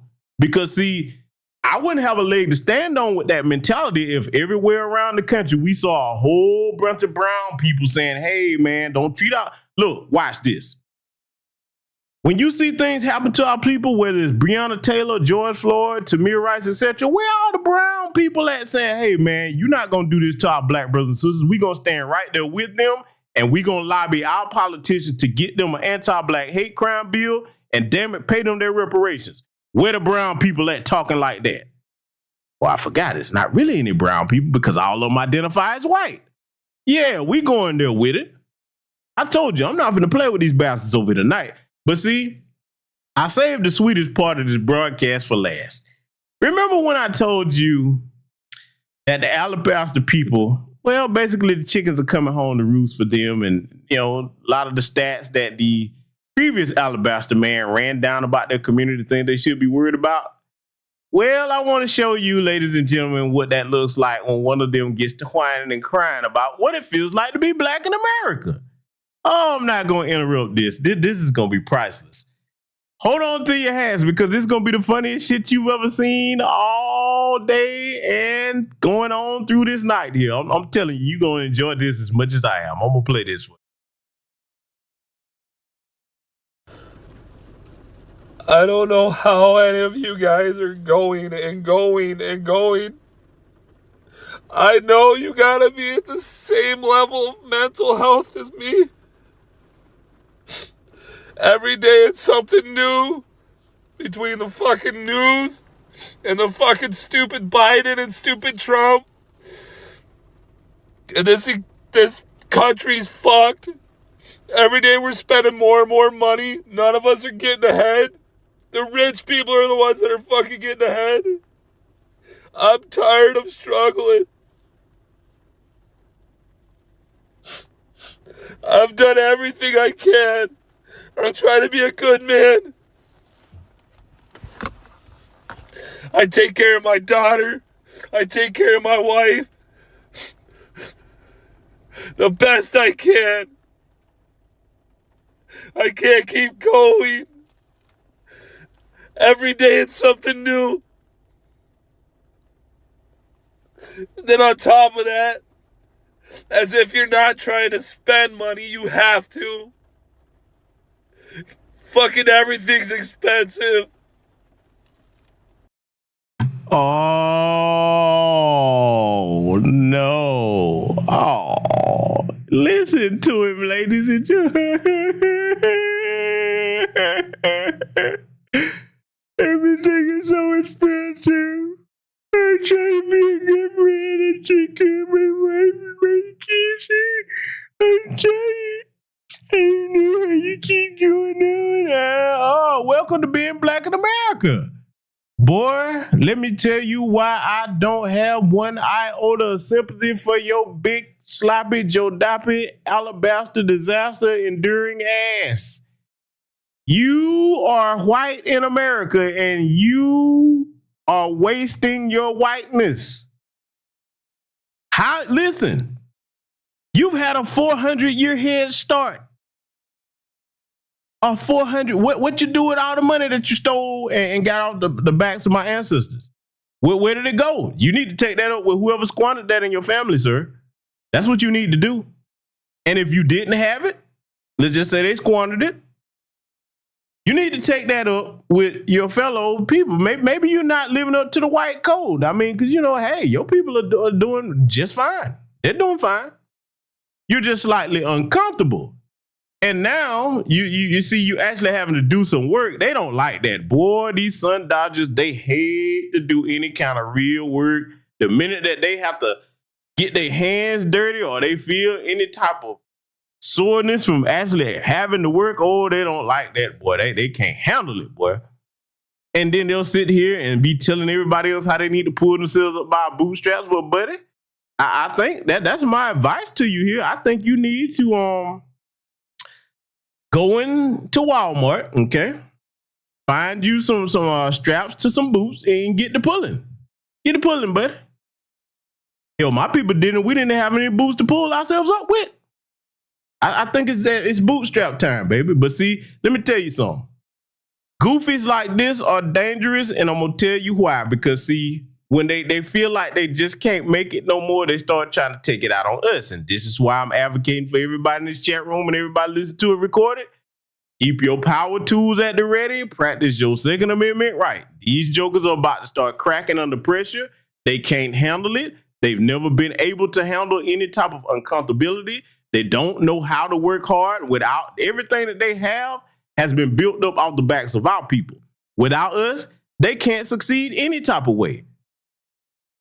You know you got to be the most pathetic specimen on God's green earth when you can't fail up with a 400-year head start. Imagine that.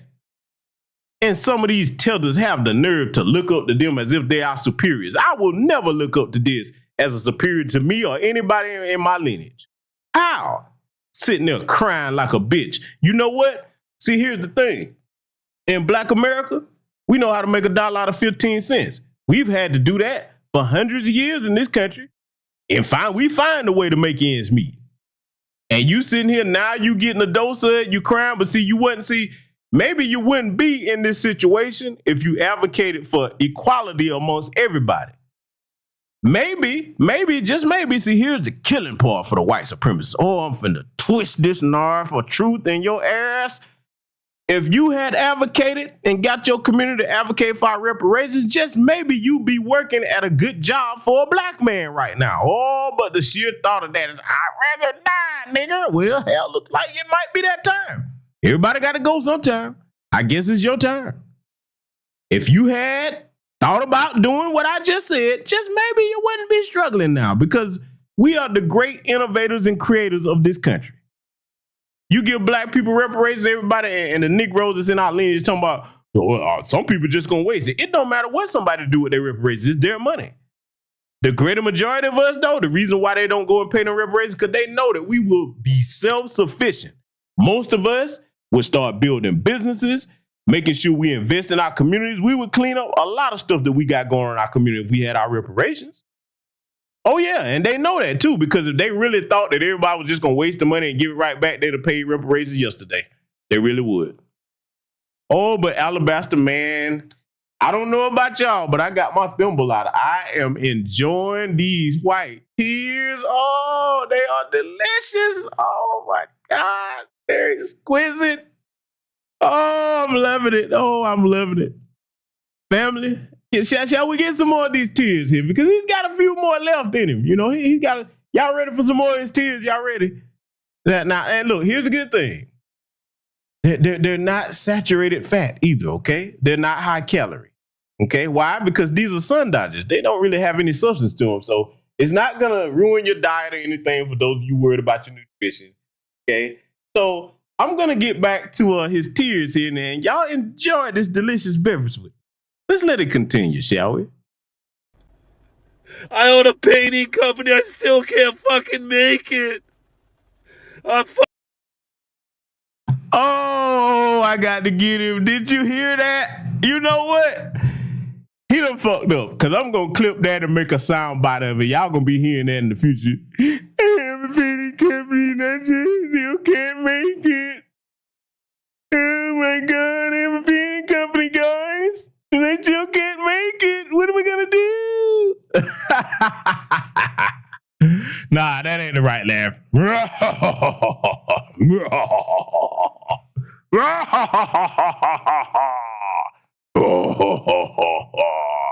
Oh, yeah, that's the villain laugh there. Nah, fuck that. Let's break out the Java. I'm loving this. Oh, I'm celebrating it. 'Cause damn it, now you see what it's like to be black in America. Let me tell you something, man. Sitting up here whining and crying like a big overgrown, damn melanin deficient punk bitch. You sun dodging bastard, you. Let me tell you something, man. You sitting up here whining and you got it. At least you got a business. See, look, a black person with a business would be saying, okay, shit is bad. It's tough right now. Me sitting up here crying like a punk ain't gonna fix nothing. Let me see if I can get some new contracts. Let me see if I can be the person that, you know, gets commercial buildings, get a contract with them, and they pay me X amount. See, we grind and hustle when shit get tough. We don't sit up in a car and start crying like no bitches. And look, brothers, in here my lineage and non-LBA men, I got a question to ask to the men especially. And I want you to sign off on this, because if you find a way to do this, I want you to let me know. And I'm not going to entertain doing it, but I want you to let me know if I missed something. Every man in my chat room that's a black man, whether you FBA or non-FBA, have you any time in your lifetime come across a problem that was hard for you to deal with that was solved by you sitting up in a corner crying like a punk bitch? Somebody tell me that now, because I haven't came across a problem in my life where I just sit around and, oh God, oh, it's so hard. I can't make it. Have y'all ever figured out how to solve a problem by doing that? These are the men that people claim we supposed to look up to, right? The high IQ ones. What happened to all that bullshit? Oh, I'm going here with it. Yes, I am. If you got such a high IQ, you wouldn't be distressed to the point of crying in the car. Little Humpty Dumpty bastard. Pick up your little paintbrush, get your little bucket, and get to work. That's what you need to do. Get your Wagner, your roller, whatever you need to do. You need to get to painting. You got a whole business. You got a skill. Get to using it. Oh, but they got such high IQs, huh? Boy, this pathetic, man. Let's let this bastard continue. Fucking trying, man. I can't look at my daughter and my wife and know I'm failing.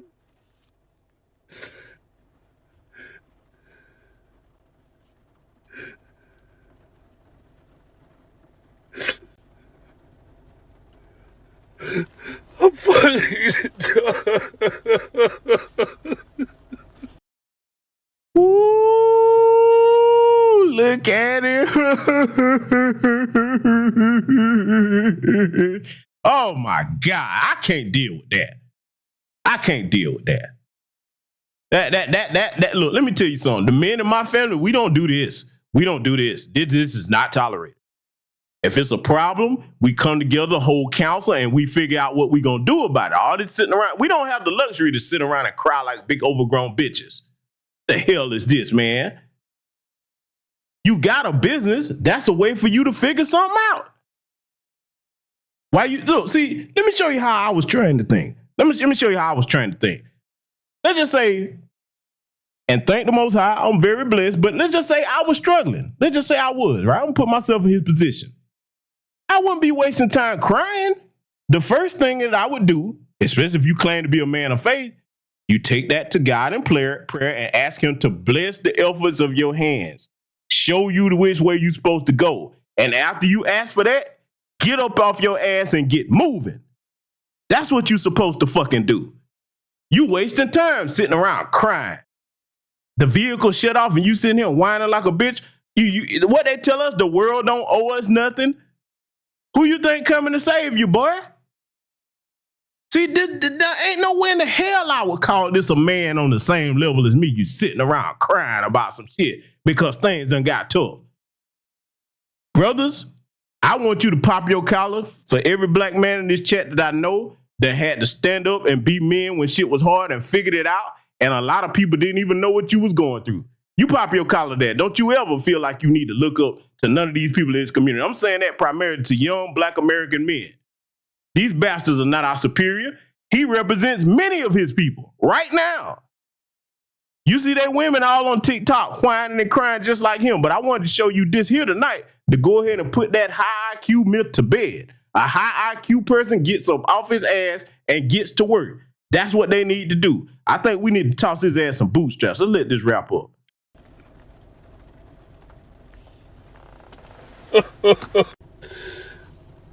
Everybody wake up. It's time to stand up. It's time to be tired of this. It's our turn to fucking eat. I want to eat. I want my family to eat. I want you guys to eat. Stand up. Let's go. Stand up, man. Let's fucking eat. I'm tired. Let's help each other. I don't care what your political affiliation is. I don't care what fucking color you are. Oh, no, you don't, Giblet. Oh, Giblet. No, no, no, no. It's too late. It's too late, senor. It's too late. No, Giblet, no. No, oh, look, oh, see how they, oh, boy, see how humane they become when they experience hardship. Let me teach you something if you think that I'm just gloating. I'm doing this to teach my people a lesson. Family, I want you to understand this is why you can't trust them, because when they're fine, they don't give two shits about nobody but themselves. Now, all of a sudden, he's experiencing what in his mind is hardship. Now, everybody needs to come together. Everybody needs to stand up. First of all, isn't it ironic that the group of people that have never done any hard work in this country have the nerve to talk about coming together and standing up to do something? When the fuck you gonna stand up on your own? Name one thing these people have built without black people worldwide, not just here in America, worldwide. We know the history of American chattel slavery. Look at the Windrush generation in the UK. You had to get Caribbean black people to go up there and help you build that.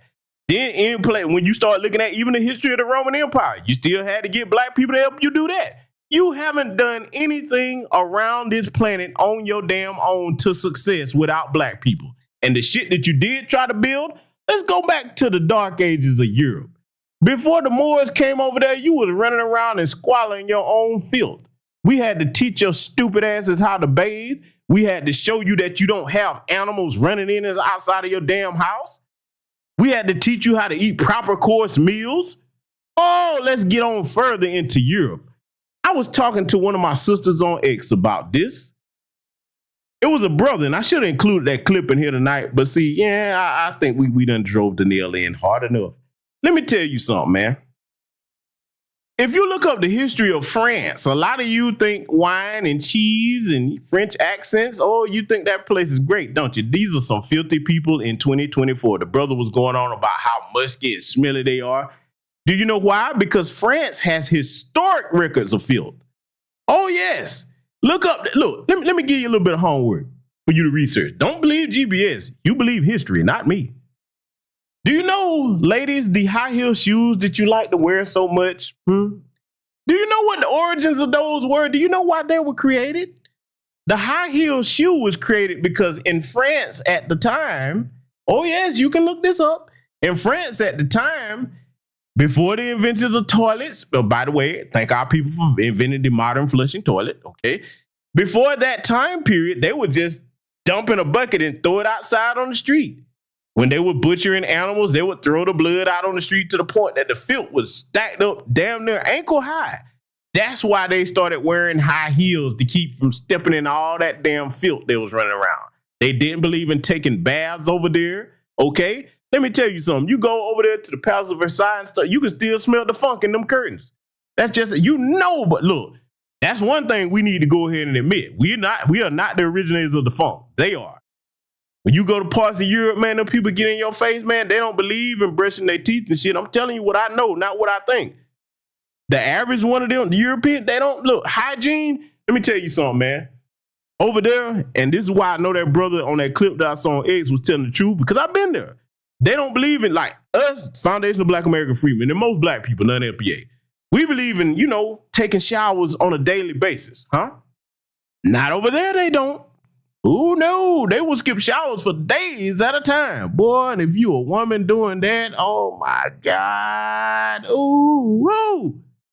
You look, I told the sister on X, I said, if you not a believer in the Most High, go over there and let one of them start talking and that breath hit you in your face. You'll believe Satan is real then, boy, that hell spawn halitosis coming out that damn mouth. Or it'll turn you. You will drop to your knees. Lord, please save me from this. I done told y'all what the answer to that is. You need to get blessed bags of Listerine, okay? Blessed Listerine balloons and bust their ass in the mouth with Listerine grenades. Blessed, okay? You got to pray over it, just like holy water, and then hurl that shit into their mouth. Get rid of that phone. That's bad, boy, when you talking like that and you can damn near see the words coming out somebody's mouth in a green cloud. And then, we got to go here with it. Because, see, I got to get on them. I'm going to give you some homework to do. I want you to look up France bed bugs 2024. They dealing with a bed bug infestation right now. You know how you get them damn things? When you nasty and you don't clean up your damn environment where you live. See, over here, let me tell you something about France. Let's go here, right? Because I'm going to get back to this crying walrus here in a minute. Damn crying albino walrus. Sorry, son of a bitch that he is. Whiteness, and you wasting it. Can't fill up in life. But see, dealing with them, you know how when you have trash in this food, you take out your trash every day? They don't do that over there. Oh, no. You know how you mop and sweep your floor? Oh, no, they don't do that. They'll do that like once a month over there. Now, imagine being in a place where there's not really air conditioning like that. Can you imagine the original funk that you would build up doing that? See, let me tell you something about bed bugs, roaches, rats, all kinds of parasites. This is how that works. Every now and again, even in a clean home, you might find something that wanders its way in there. You know what I'm saying? And then be like, damn, this is too clean for me to stay. If you don't kill it, it's not going to stay because there's no crumbs for it to eat and there's no filth for it to roll around in. But lo and behold, if you are funky and filthy, if it could smell the aroma that led it to your house because you got all kinds of trash in your house, unwashed clothes, dishes in the sink, food all over the floor, stains everywhere, that motherfucker's gonna come in there and eat real good, spend the night, get up in the morning and be like, this is a paradise. Oh my God, I can't believe a place so filthy exists. I'm gonna leave, but I'm coming right back with a couple of hundred of my buddies. We're gonna turn this motherfucker out. I'm telling you, that's what they do, family. That's what they do. If you filthy like that, when they get in there and you know, get to seeing the lay of the land, they're like, oh shit, boy, we finna turn this mother, we finna infest this bastard. They'll be coming back in there with their flags from all of their little parasitic lands, and it's on. So I'm just saying, you look up France 2024 bed bugs, you see what I'm talking about. You follow me on X, you probably saw me post that. I had that sister rolling, boy, because I'm just saying, man, filth is something I just, There's a saying in the foundational Black American South, especially, you might be poor, but you can still be clean. Okay? Some of them don't get that. But see, back to this big albino walrus over here crying. I'm going to let him finish up because, see, this right here, man, like I said, to any young black man, don't you look up to these people because he represents a lot of them. A lot of them are running around crying right now. Some of y'all probably know some of them that's going through some of the same shit as old bottom shelf Brad here. Let's let it continue. If you are not eating and you're struggling, eat with me. Let's struggle together then. Let's be a team. No bottom shelf Brad. There will be no being of a team as far as foundational Black American freedmen are concerned. No bottom shelf Brad. You've been eating quite long enough. That's what it looks like. You've been eating long enough. There's not going to be any team. I'm going to need you to do what you've been telling my people to do for hundreds of years now. I'm going to need you to get them little pudgy alabaster hands and reach down and find them bootstraps and start pulling. I'm going to need you to get the pulling, baby, because see, Black America, we're going to be all right. We know how to deal with hardship. We're going to be all right. We don't like it. Even those of us that do very well, we don't like this inflation either, but we're going to be all right. Everybody in this chat room going to be all right. Oh, yes, you are. Even if you think you're not, I promise you are. Yes, you are. Because you come from our lineage. We are masters of figuring it out. We are blessed to survive. We understand what it's like to deal with hardship and keep moving without falling into states of oppression, sitting around crying. It's one thing to lament one situation, but when you get to that point as a man, well, what about your family? You gonna put that online for your family to see that?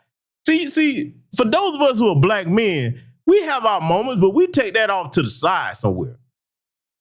I'm not saying that it's anything wrong with you being a human being, but at the end of the day, we're not gonna put it up on the internet because one, think about what confidence that does not inspire in your wife and your children that you claim you had, Brad, little bottom shelf boy. Nah, man, you want your son and your daughter to look at you and say, Daddy is the hero of this family. It might be tough, but he's going to be here. He's going to figure it out so that your little boy understands what he's supposed to grow up to do. And your daughter has an example of the kind of man that she's supposed to marry. That's why I wouldn't put the shit on the internet. These are people that claim to have high IQs. Man, get the fuck out of here. Anyway, family, I think I made my point here tonight. I showed this to y'all so that you can recognize the declarations of war that have been declared upon us. And I'm here to tell you that as foundational Black American freedmen, if we're on code and we hold the line, this is a war that we will win. And when these people start coming to us asking for help, give them the same thing they gave us. Absolutely nothing. But that's it. Salute to you. Thank you to everybody contributing to the broadcast. Black first salute. And I will see you all in future content.